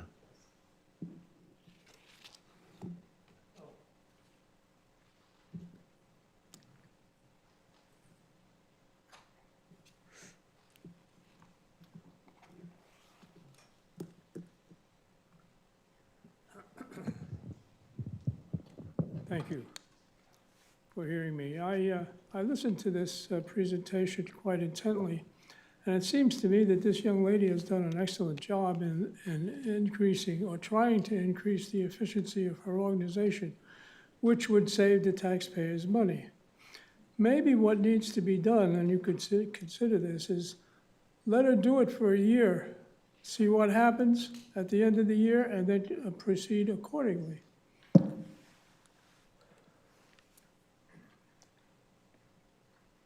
Thank you.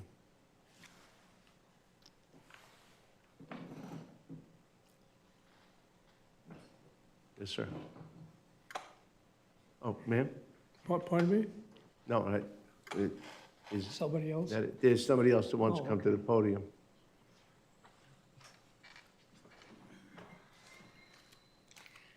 I'm Lalita Janki, a resident of the community, and I appreciate whenever staff puts a whole project together and makes a presentation. However, when you were asked what are the emergency things that come up and why you need the higher levels, it didn't seem to me that they warranted an emergency decision to raise the level. Spraying a building, painting, doing things like that didn't need a $250,000 limit.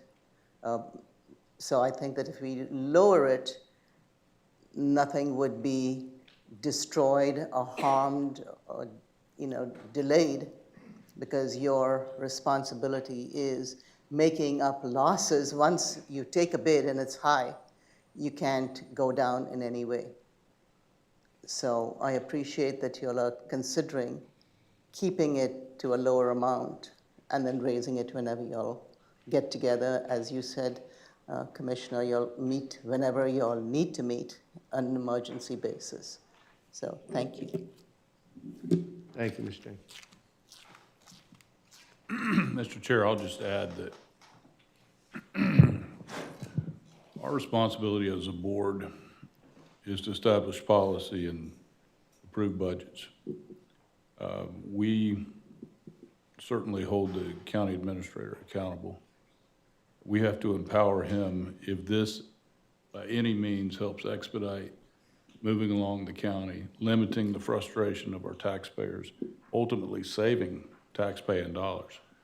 The county administrator is well aware that he's a contract employee, and he's well aware that this board is aware of his decisions, and I trust that he would make those right decisions. To imply that there's any type of nefarious activities, I think would be unfair, so. Well, that's not implied whatsoever. Well, I didn't say it was, but I believe If it that. gave you an impression, no. Well, please don't And 200, by the inject that way, into my... is the industry standard. In fact, it's set by the state, I believe. Actually, there are other jurisdictions that have even higher thresholds. Right. And we wish them well.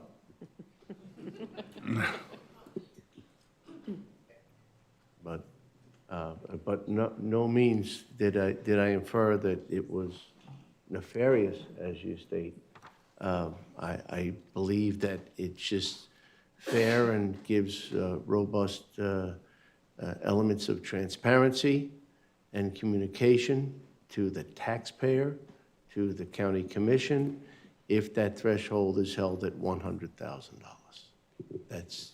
And I don't think, in reviewing some of the purchasing, most of, and again, Ms. Hyde stated it, a lot of decisions are made at $135,000 and $165,000. I'm not going to state the purposes of those procurements. But to have just that wide-angle discretion, I believe is a little bit high. But there was no intention inflicted that somebody would not be doing the right thing, but I think we have to be accountable. I think the county administrator needs to be accountable, and I trust he is. But I believe that it's far more comfortable for the taxpayer to know that their taxpayer dollar is being closely scrutinized and examined. Thank you. Mr. Chair, it's Ralph Popple, 525 34th Avenue Southwest. Commissioner Ehrman made a comment that I thought was very appropriate. He talked about expedience and getting a job done. And he talked about transparency. I'm going to digress just 1 second. Unless you give me permission, I'll hold that part of that. But I've been trying for almost 5 months to get the county manager and some of the commissioners to look at an important issue to a neighborhood. Yet, do not have a decision as we speak now.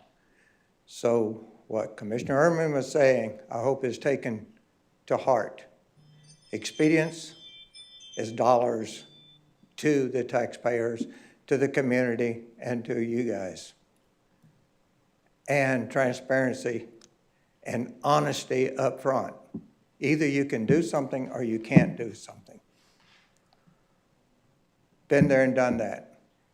So I think your 100,000 is probably in line, and that's up to you guys as to what you decide.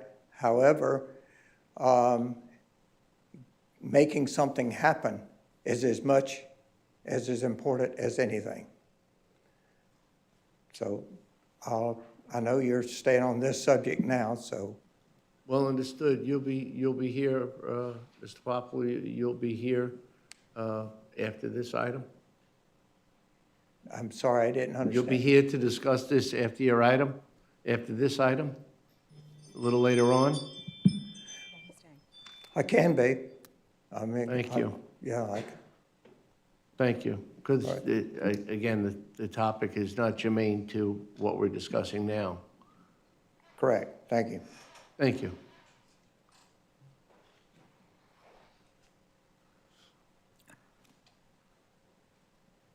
Is there anything else? Is anybody else want to speak? Okay. So now we need to move forward and Mr. Chair, I'd be happy to move approval as presented. Second. we have a motion by Commissioner Adams, seconded by Commissioner Moss. Any further discussion? All in favor? Aye. Opposed? Aye. Thank you.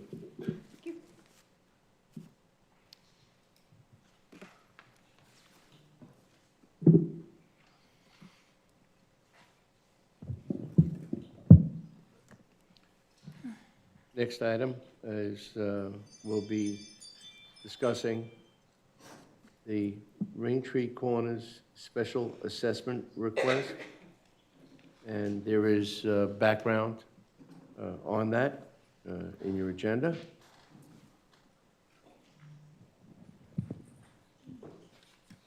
Counselor, good morning. Good morning, Commissioners. Danny Uli, Assistant Public Works Director. Dan.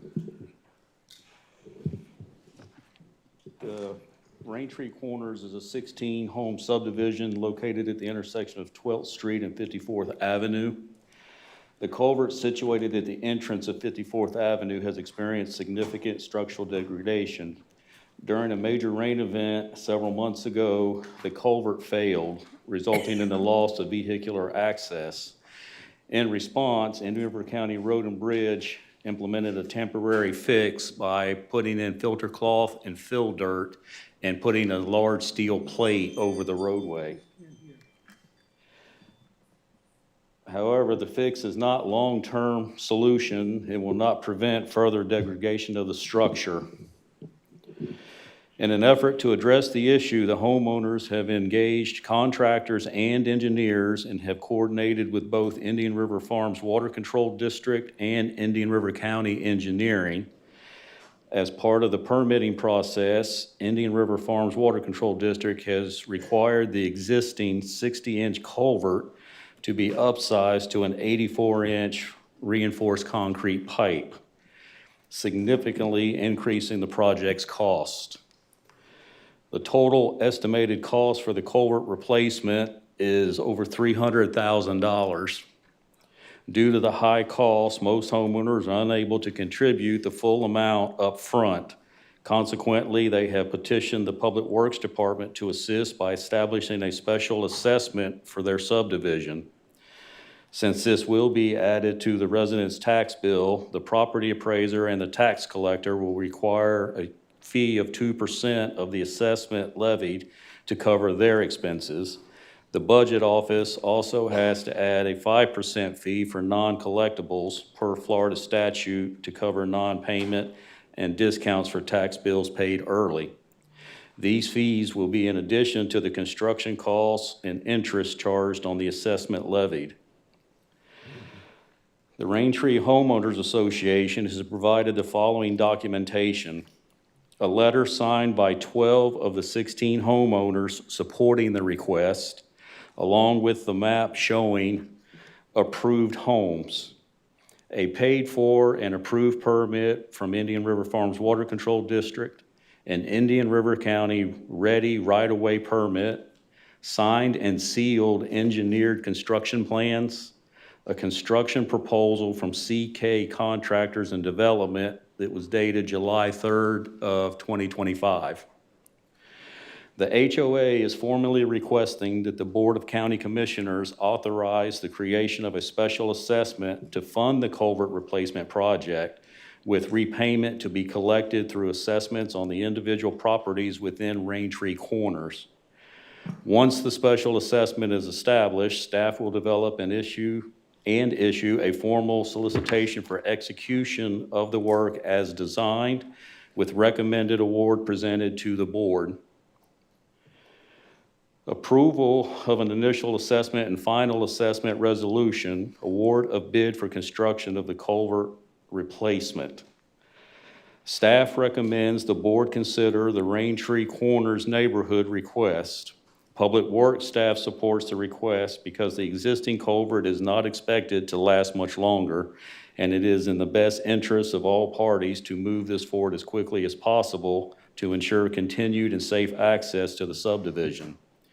If the board approves the request, staff will proceed to prepare an initial assessment resolution to begin the process of creating a new capital project special assessment and obtain bids to come up with a final cost estimate. The project will not commence until the board approves a final assessment resolution. Now, also too, just before the meeting started this morning, there are some residents from Raintree, and we do have right now verbal commitment from 8 of the 16 property owners to pay their part in full at the start of the project. The homeowners that we don't yet have the signatures for consent, there's 4 of those, but they're not in town right now. The gentleman who is, I believe he is here today and wants to speak, said that he can get those other 4 signatures that are needed to have all 16.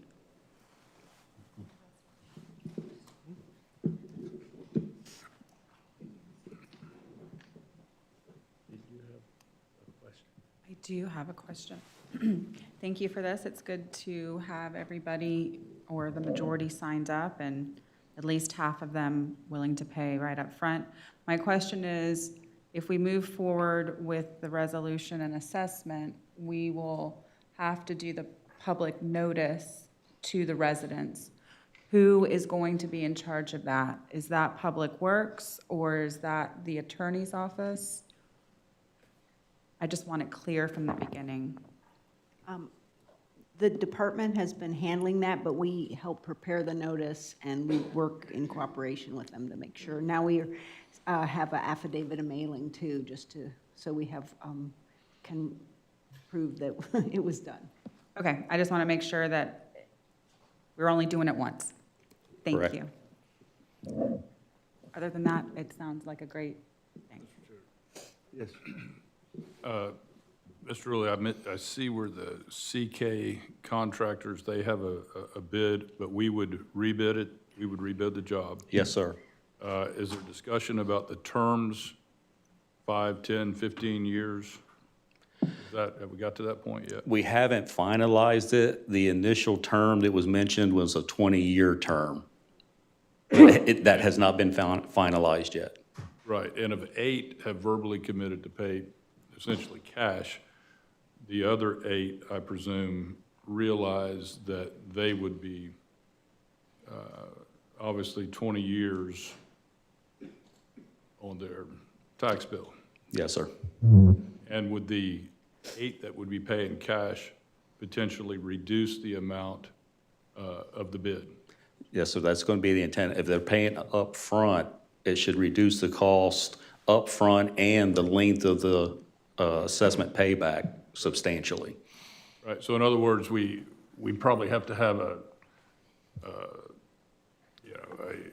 finite number of those that would be participating in this process, and they would be clearly notified, clearly recognized, and clearly aware of the construction process and the duration. Yes, sir. Okay. Anything else?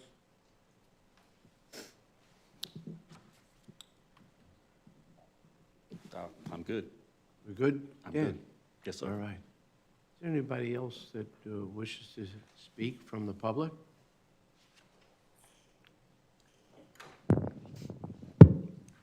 I'm one of the residents, Richard Vanetti, in this project, and I want to Excuse me? thank, pardon me? I didn't hear you. You want to insist?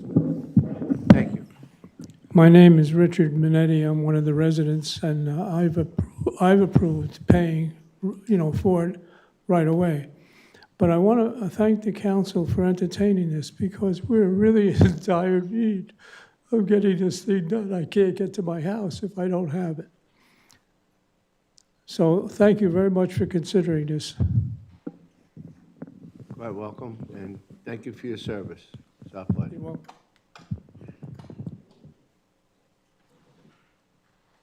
Hold on. Good morning, Commissioners. Joel Molinari, 1025 54th Avenue, Indian River County. So a couple slight corrections. One is we have 14 signatures already. I just need 2 more for the agreement in principle with what the staff has provided. Yeah, so I want to say on the record that Public Works has been tremendous in this. When this happened back in Milton, we obviously we had a garbage truck go through the road there. So we've got several residents on the street that are could need emergency services. We're a variety of ages, but so it's a big, access is a huge deal for us. It's just one way in, one way out. So we do appreciate you guys looking at this and considering it. And I think we'll probably have more than 8 pay up front. Right now, I've got commitments from half of us, so I think that'll probably be a little bit more.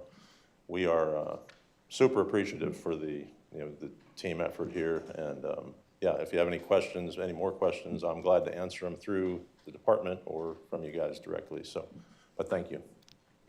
Thank you, Joel. And knowing that you're on the case, there's just 2 signatures and I'm sure they're right around the corner.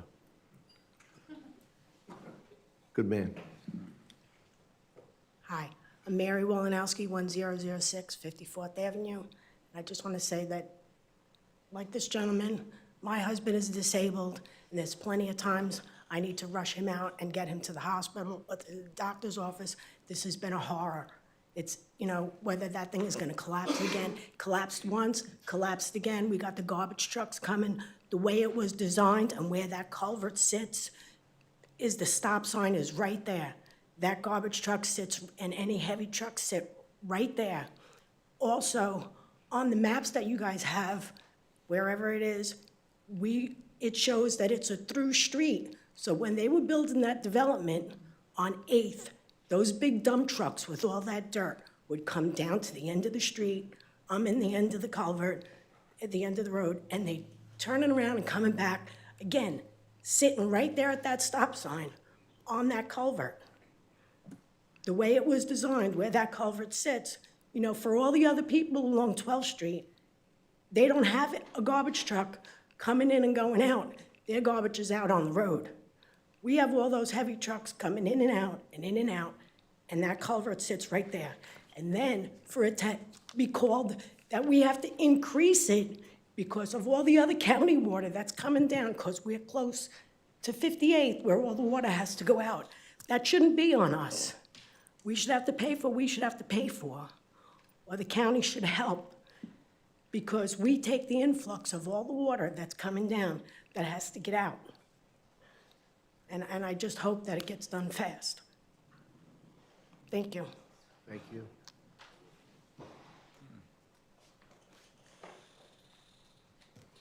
Thanks. Is there anyone else?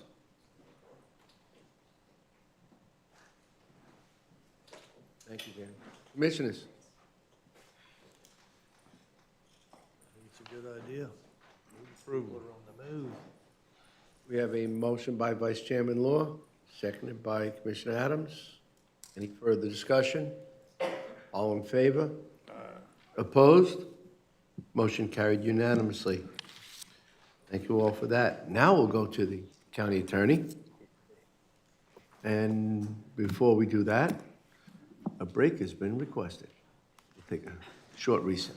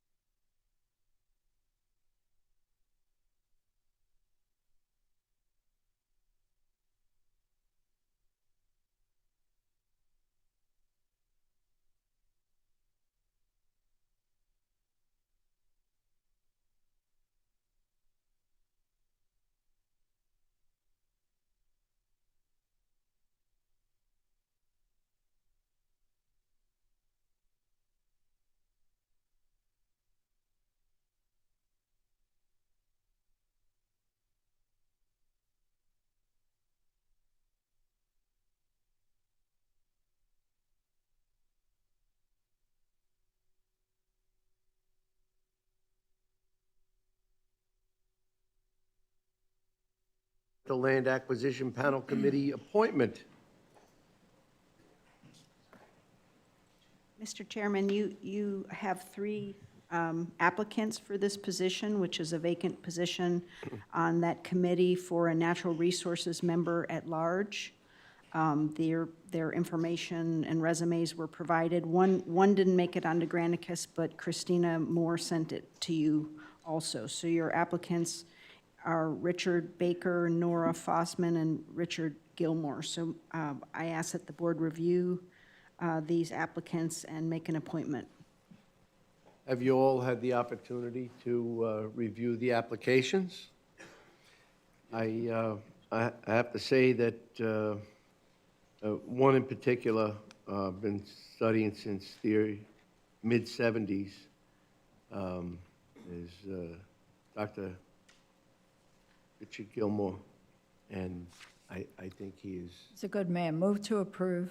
most suitable Mr. Gilmore. for this location and this assignment. So we have a motion for Dr. Gilmore, which I'd be honored to second. And any discussion on that one? I just say, Mr. Chair, that all of the applicants, it's amazing to read the qualifications and what they've done, and it's just a reflection on our community. Yes, yes. I have to say, I could probably talk quite some time about Dr. Gilmore.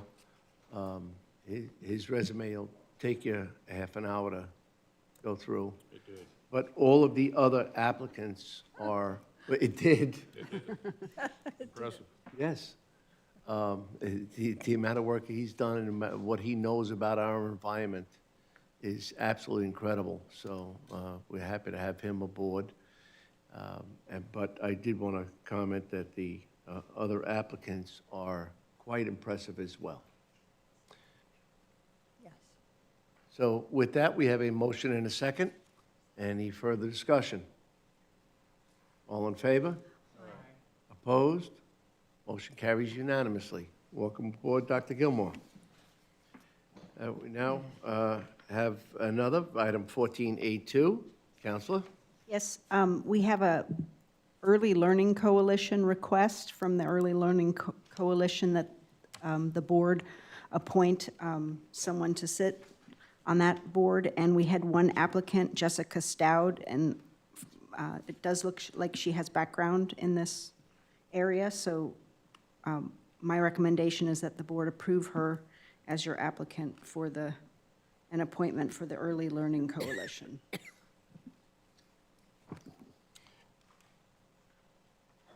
Well, we have a sole applicant, and Move to approve. second. We have a motion by Commissioner Moss, seconded by myself. Any further discussion? Everybody's got their own. All in favor? Aye. Opposed? Motion carries unanimously. We're now off to item 14B, which is the sale of the tower easement and property near Sea Oaks. Counselor? Good morning, Commissioners. It's good morning. It still is. And we're here to discuss the property at Sea Oaks.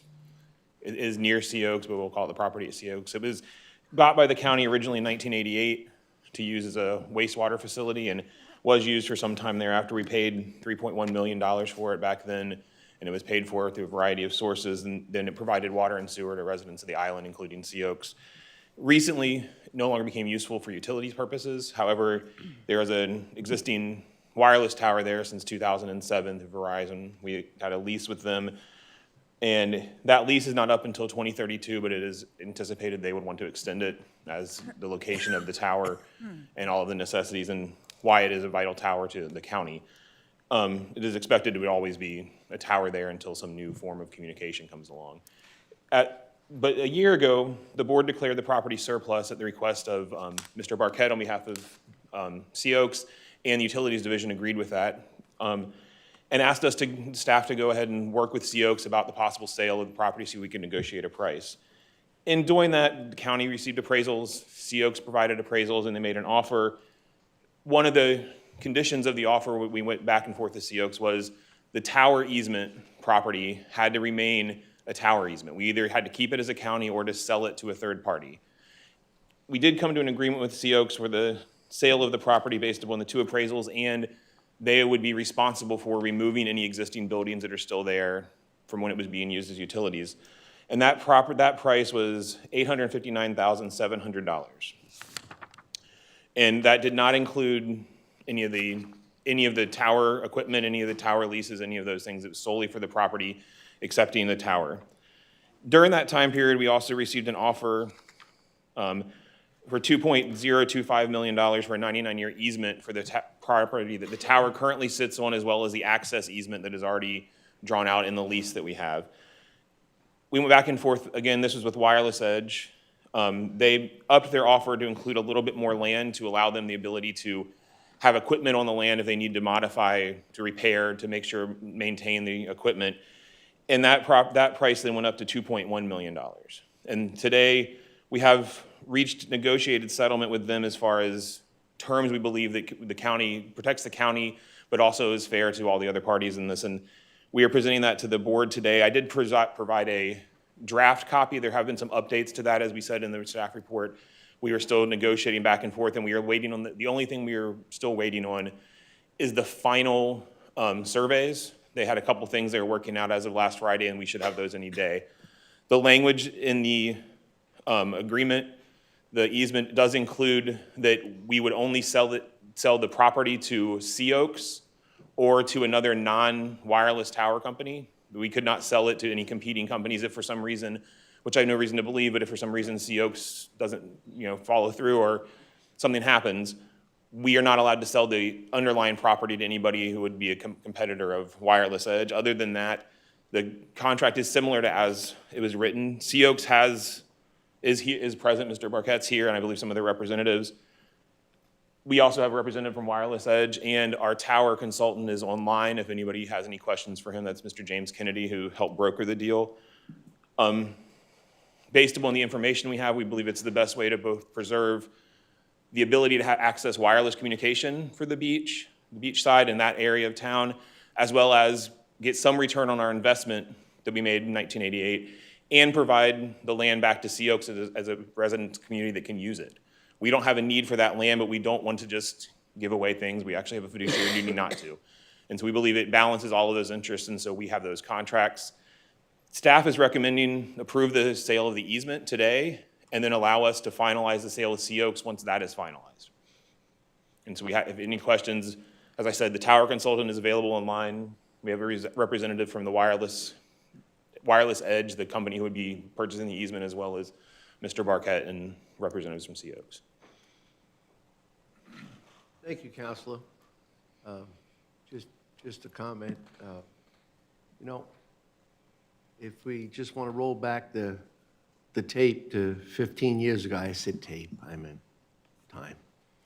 But if we want to roll back the coverage of a cell tower process, wanting to have a willing seller and a willing purchaser of a cell tower site, just go back 15 years, and I know I'm looking at you, Bruce. You remember the discussions about wanting to have a cell tower? I still have scars.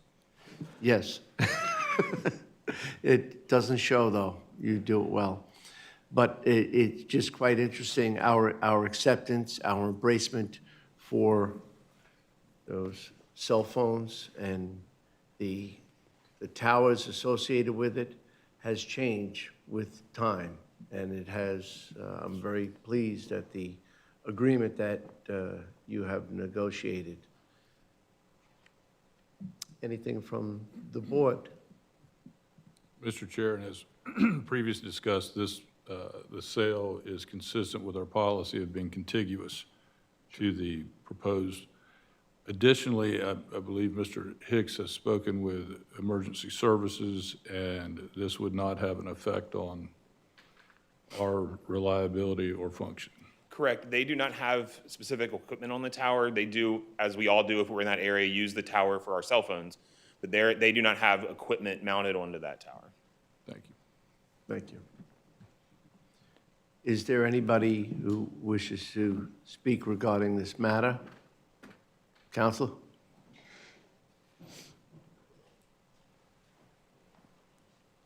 Thank you, Mr. Chairman, and thank you, Chris, for the work you put into this. As Chris said, when the county took title to this property back in 1988, it had a functioning wastewater treatment plant on it. And there was no thought given by the county at that time or by the developer as to what would happen if that treatment plant was decommissioned and became obsolete. So the county, since it had no other plans for the property, no provision was made for a reverter to Sea Oaks, which I think should have been done. The only use the county now has for the property is to host a communications tower. But the county does have this great opportunity to basically sell the property twice, the easement to the wireless edge and the fee simple to Sea Oaks, and Sea Oaks is happy to make that happen, and we appreciate the effort that you've put into that. So we think that Sea Oaks, we put a great deal of effort into our offer. We submitted all of the materials that we used to make the offer. We're ready to go forward with that offer. And we support the staff's recommendation today and look forward to completing the transaction as soon as we can get approval of our contract. Happy to answer any questions. Oh, and I've got all these folks from Sea Oaks who have waited through this thrilling meeting today, in case you have any questions. Did you want them to all come up for a group photo? I know we should. We've done that with all the other groups today. At the Sea Oaks group. No, thank you for coming. Are there any questions for me? Good, thank you. No, and Counsel, you have no questions or concerns? No, I mean, we'd like to see it restricted to a monopole or a single, like a flagpole tower like it is, but we think it's probably going to happen anyway. We would not like to see a lattice structure or a scaffolding type structure out there, but we think that's going to happen anyway. But if Wireless Edge would agree to that, that would be great. That's all it. That's what's out there now is a monopole, a single pole. It's not a lattice structure, and we think that's more appropriate for the area. So we'd love to see that condition put in, but that's about it. Well, hopefully they save those plans for something more rural out west of this great nation. Yeah, okay. And not Great. in the pristine environment that you have. Thank you. And that's been discussed, though. It has been discussed. No, we haven't had an opportunity to discuss anything with Wireless Edge because you were in negotiations with them, and there's a tort called tortious interference, and I didn't want to get involved in that. So we've proposed it, but we haven't heard back. And it's not critical, but if Wireless Edge would agree to that, we'd be grateful. That's it. Thank you. Counselor? And they are not buying the equipment on the property. Currently, there's still a lease with Verizon, and Verizon owns that equipment, and it's their responsibility. He can speak to it better if he would like to, but essentially they can't because it's not their. Right now, there's a lease on it that's governed by the terms of the lease, and so it doesn't appear that there would be any way to put a bigger one on there, but that's not something that we could agree to at this time. And Wireless Edge can't put that in their agreement based upon those terms. I've seen all forms of wireless antennas. Some have Christmas trees on the top of them or some kind of ornate object, and some of them look like they can be on the top of NORAD. But if you're comfortable and confident with it, and I trust we can all appreciate all the fine work that's gone to get us to this point. And I did just want to comment on something Mr. Barquette said is, just to be clear, the reason we agreed to their offer after speaking with the county administrator and all the group that was working on that is, even though it is slightly lower than the appraisals, I just wanted to make sure it was very clear, is because of the work that they were putting into it and because of the nature of the property. It is contiguous to Sea Oaks, and then it's actually borders state property on the south, and it made sense based under that. It is slightly lower than what the appraisal would be, but there is reasons for that, and if the commissioners need more backup on that, we'd be happy to give it, but I just want to be clear, that's why it's slightly lower. But they provided their reasoning for that, and after the meetings, we had some time to talk and agreed to that. Thank you. Is there anybody else that wishes to have input in this matter? We heard you. He spoke. All right, well, commissioners. Move approval, Mr. Second. That's a motion by Vice Chairman Law, seconded by myself. Any further discussion? All in favor? Opposed? Unanimously. Thank you. Thank you for all your hard work. Next item is item 14C, which is the Florida Development Finance Corp. Consent Resolution for Brightline. Mr. Chair, I'm presenting that one. Excuse me? Said I'll present that one. Well, thank you. Okay. Proceed. Brightline Holdings has requested that the Florida Development Finance Corporation issue revenue bonds in the amount of up to $400 million to finance or refinance railway improvements. The Florida Development Finance Corporation is a statutory creature. It's a state-authorized issuer of revenue bonds. Indian River County does have an interlocal with the Florida Development Finance Corporation, which permits it to issue bonds in our jurisdiction, subject to the board's reserve right to consent to each project. So this matters before you today on request that you consent to the issuance of these bonds. They would not be a responsibility or indebtedness of the county. And I understand that there is a representative from Brightline here today, Mr. Kronberg. What Brightline has told the county is that the intention is to use the money within our county for safety improvements at the railway crossings. So our recommendation is that the board consider approval of the consent for the Brightline project, the issuance of the bonds. Thank you, Counselor. As you may recall, this has a long history with Indian River County, and in 2013, we had a agreement, and there were many safety applications that were provided to ensure the public safety as Brightline traveled through our county. And in addition, part of that agreement was that we be notified and involved with any future endeavor. Now, in explaining with Brian, as far as the safety and security, there are not many applications that are due in Indian River County. However, overall, there will be some improvements that will be afforded to the citizens of Indian River County. But more importantly is that this action requires no funding or a financial obligation, commitment, legally or otherwise, for the process, should we approve it. Brian?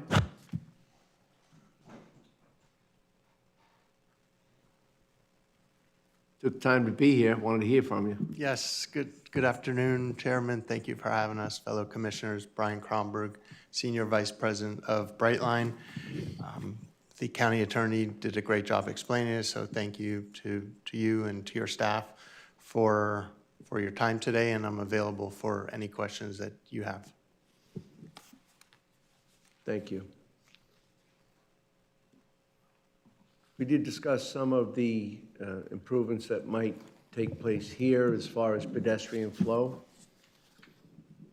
Sure. So within Indian River County, some of the funds that we get as a result of the bond proceeds will be used to enhance the existing crossings within Indian River County. There are 32 crossings that we will touch within this county. They will all get edge line delineators. A handful of them will also get center line delineators. We're going to install some no trespassing and crisis support signage at the crossings. And then lastly, we're going to install about a half a mile of fencing throughout the county.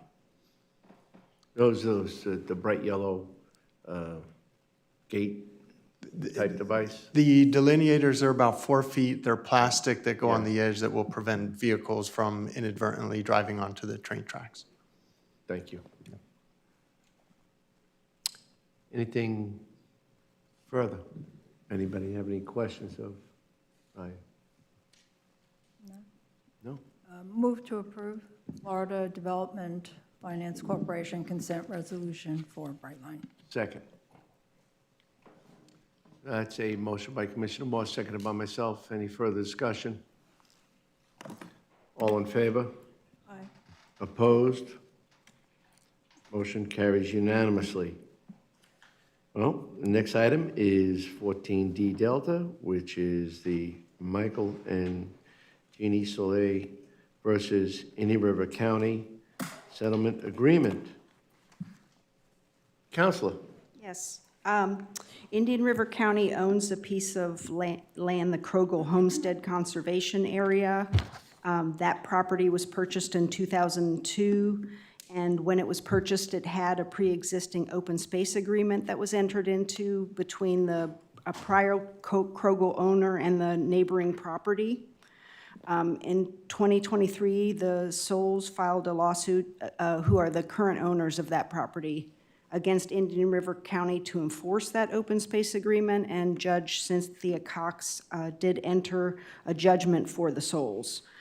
Basically, what the judge requires, the judge granted an injunction that enjoins the county from permitting unlimited and unfettered access to that open space area, and also ordered the county and the Souls to confer and come to an agreement on a permanent plan to restrict the public in that area.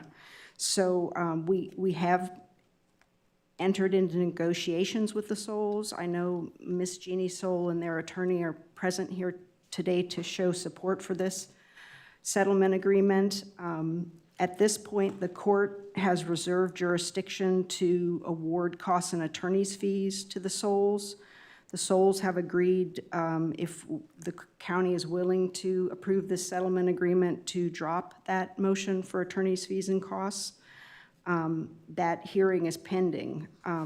So at this point, the proposed settlement agreement would mean that the county would agree to install a locked fence west of the open space area within 90 days, to have the county staff escort non-county visitors while in the open space area, and to plant and maintain native plants and grasses in the open space area, which is already required by the open space agreement.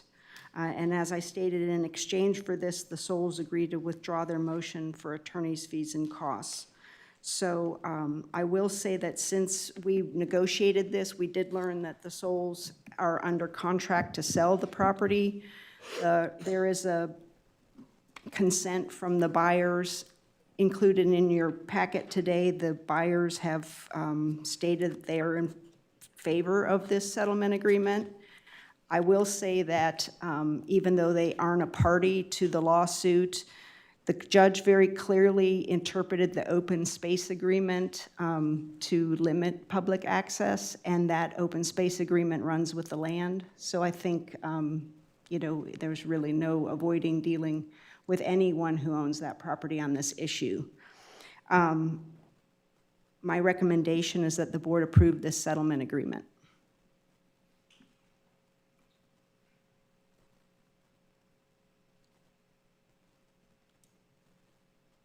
Mr. Chair, the part about the county would escort people off of the property, who would that be? Parks, Recreation, who would that be? Yeah, I know there is someone from Parks here today. I think really the only people that would be entering there would be park staff or maybe maintenance staff to deal with yard maintenance. The fence would be locked. So why would you escort someone off the property Oh, escort them in that area. beyond the fence? Excuse- Beyond the gate, beyond the Goes gate. in between the two properties. Right. To the river. Okay. Yes. That would be the reason to. For maintenance? Yeah, if someone was visiting, the purpose of the judge's order was to limit public access to that open space area. And so this would limit public access and require that a county staff member accompany any member of the public into that area. Who owns the open space? We own the open space area. We own the open space, and the judge has decided that we and the public cannot access it. Yes, the judges, you know, obviously this was a litigated and contested issue, and the county had a different position than the judge, but the judge's judgment was based on her interpretation of the open space agreement as having been negotiated between two private parties, and in her opinion, that the intention was not to allow for public access. So that has really kind of guided her judgment. And again, as I said, you know, the county was disappointed in the ruling, but I read the ruling and I thought it was well-reasoned, and I did not think that it would be a good use of money to appeal it.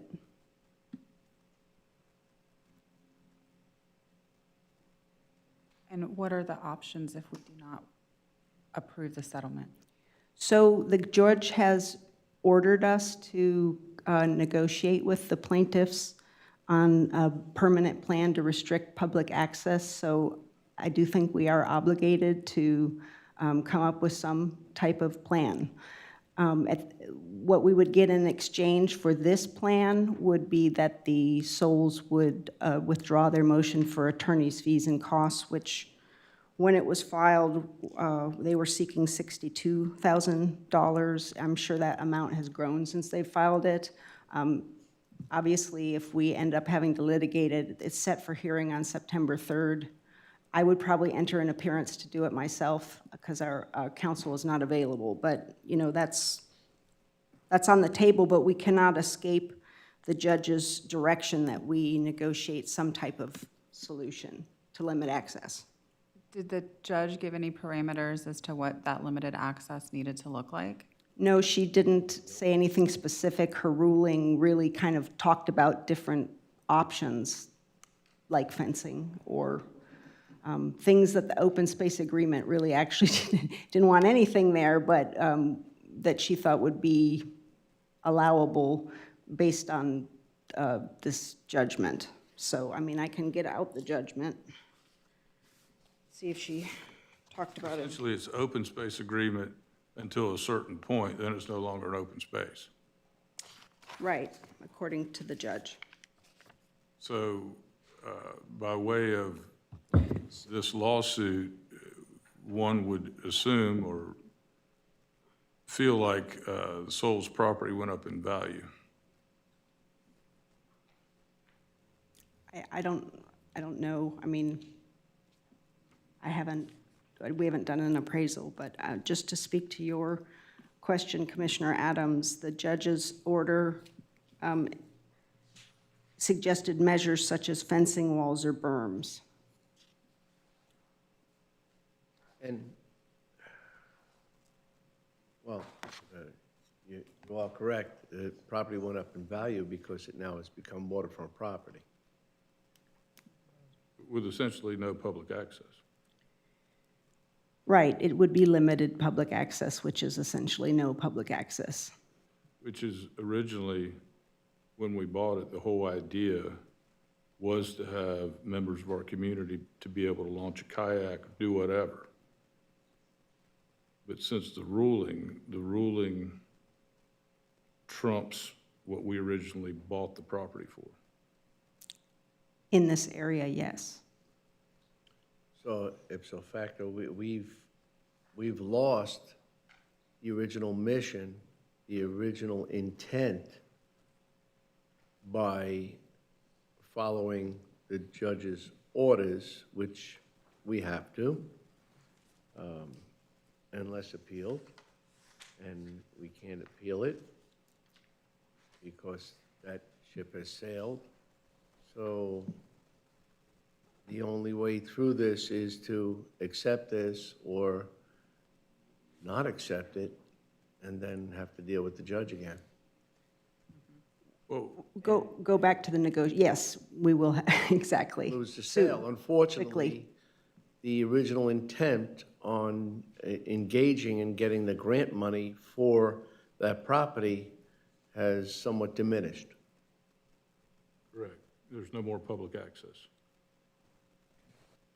Effectively. Right. Mr. Chairman. Appeal it. This, I'm very well aware of this situation. In my opinion is, we cut our losses and move on and enter into the settlement agreement about how we're gonna manage this property.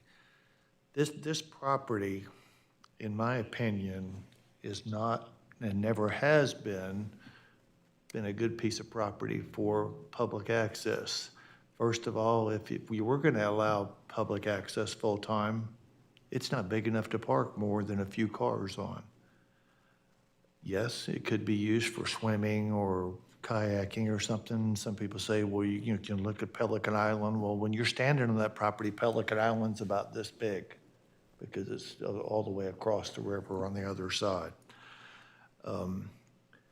It's just not a good fit for the people that live there. It's not a good piece of park property for the county, in my opinion. We ought to look at something later on down the road. I know there's some, if we ever decided to do something further with it or sell it, it would have to fit, I think, the Krogel agreement or whatever when we got the property. But as for today, I'm happy to make a motion to approve the settlement with, and follow the county attorney's recommendation on this, because it's just a no-win situation all the way around, and we need to get out and cut our losses and figure out what we can do in the future, and what we can do with the limited access issue that Judge Cox was clear on what she said. So I'll make a motion that we approve the attached settlement and release agreement. We have a motion? I have a question before a second. And I don't know if this is for park staff or the attorney, but what type of fence was approved? Is it like a split rail fence? Is it like a backyard fence? Is it opaque? What's that look like? Can you see through it and see the lagoon? The settlement agreement itself specifies that the fence would be consistent with other fencing on the property. Let me see, I can, Basically, there was field fence adjacent to it, which would be consistent with what you're familiar with in your area. There's a whole lot of that going on. Right, I was curious. And it doesn't have, with the exception of barbs, Right, but it is basically a cow fence. okay. With wire is what was there across the frontage and alongside. I believe that we had discussed that, here's Beth Powell. We had discussed that on property with Mr. Soleil many years ago. Good afternoon, Commissioners Chair, Beth Powell, Parks, Recreation, and Conservation Director for Indian River County. In regards to the fence, I don't think that the judge's orders or the agreement have specified the actual material. Is that correct? no, I read the language of her suggestion. She didn't say in particular. I was reading from the settlement agreement itself. That's what the language was. That's correct. That it be So- consistent with other fencing. So nothing from the judge, however, the settlement agreement reveals. Yes, the settlement agreement states that the fencing that gets installed be consistent with existing fencing installed in the conservation area. So that would be a hog wire type fence, square mesh with wooden posts, and then, So hog wire and fence posts? Yes. With a rail across the top? no rail across rail, the top. And then the gate would be typically what we use are pole gates, and then that would be locked. Top post would interfere with the visual appreciation of the waterfront property. Okay. I'm sure. I have a question, if that's right.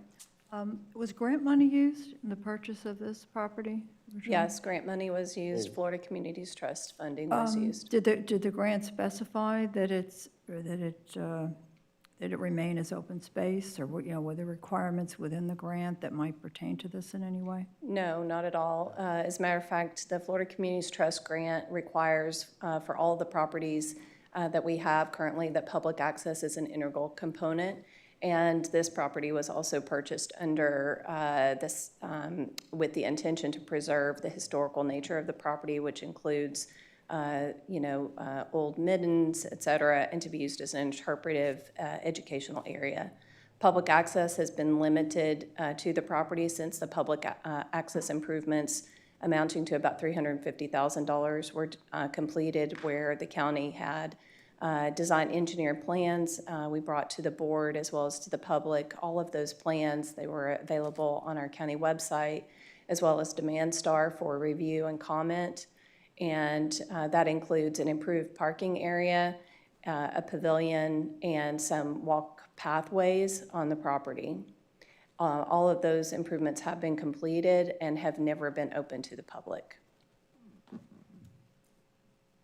Just as a point, again, we've traveled a long course with this property, but the property's been around quite some time. It was the property attached to Paul Krogel, the very first game warden of the very first national park, which is Pelican Island, and he protected that park with himself and a single long gun, and he protected it quite some time. It does have significance. That property was intended, but through the grant, to ensure that we will maintain and conserve this historical site. But I don't know how much interference with the fence that we cannot actually have this historical site maintained. The challenge is that we won't have public access to an area that would probably explain the whole story about, getting off to the boat and getting out there. And like I said, the original mission has been changed. If this is approved today, will we be able to open the park for public access to the part that is available to the public? Once the proposed fence would be installed, we would be able to open it to the public. Okay, then I'll be happy to second the motion. I think it needs to be open. We've been sitting on it with all this too long. People need to be out there, even if it's a more limited space than originally anticipated. So we have a motion by Commissioner Ehrman, seconded by Commissioner Adams, to support staff recommendation. Any further discussion? All in favor? Aye. Opposed? Motion carried unanimously. Thank you, team. Some decisions are easier than others to acknowledge and absorb, but thank you, team. With that, I'm seeing just the opportunity for any member of the public to be able to speak about any matter, regardless of on the agenda or otherwise.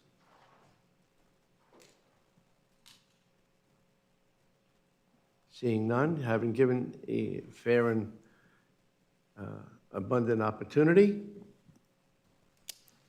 Commission, you have anything? This meeting's adjourned.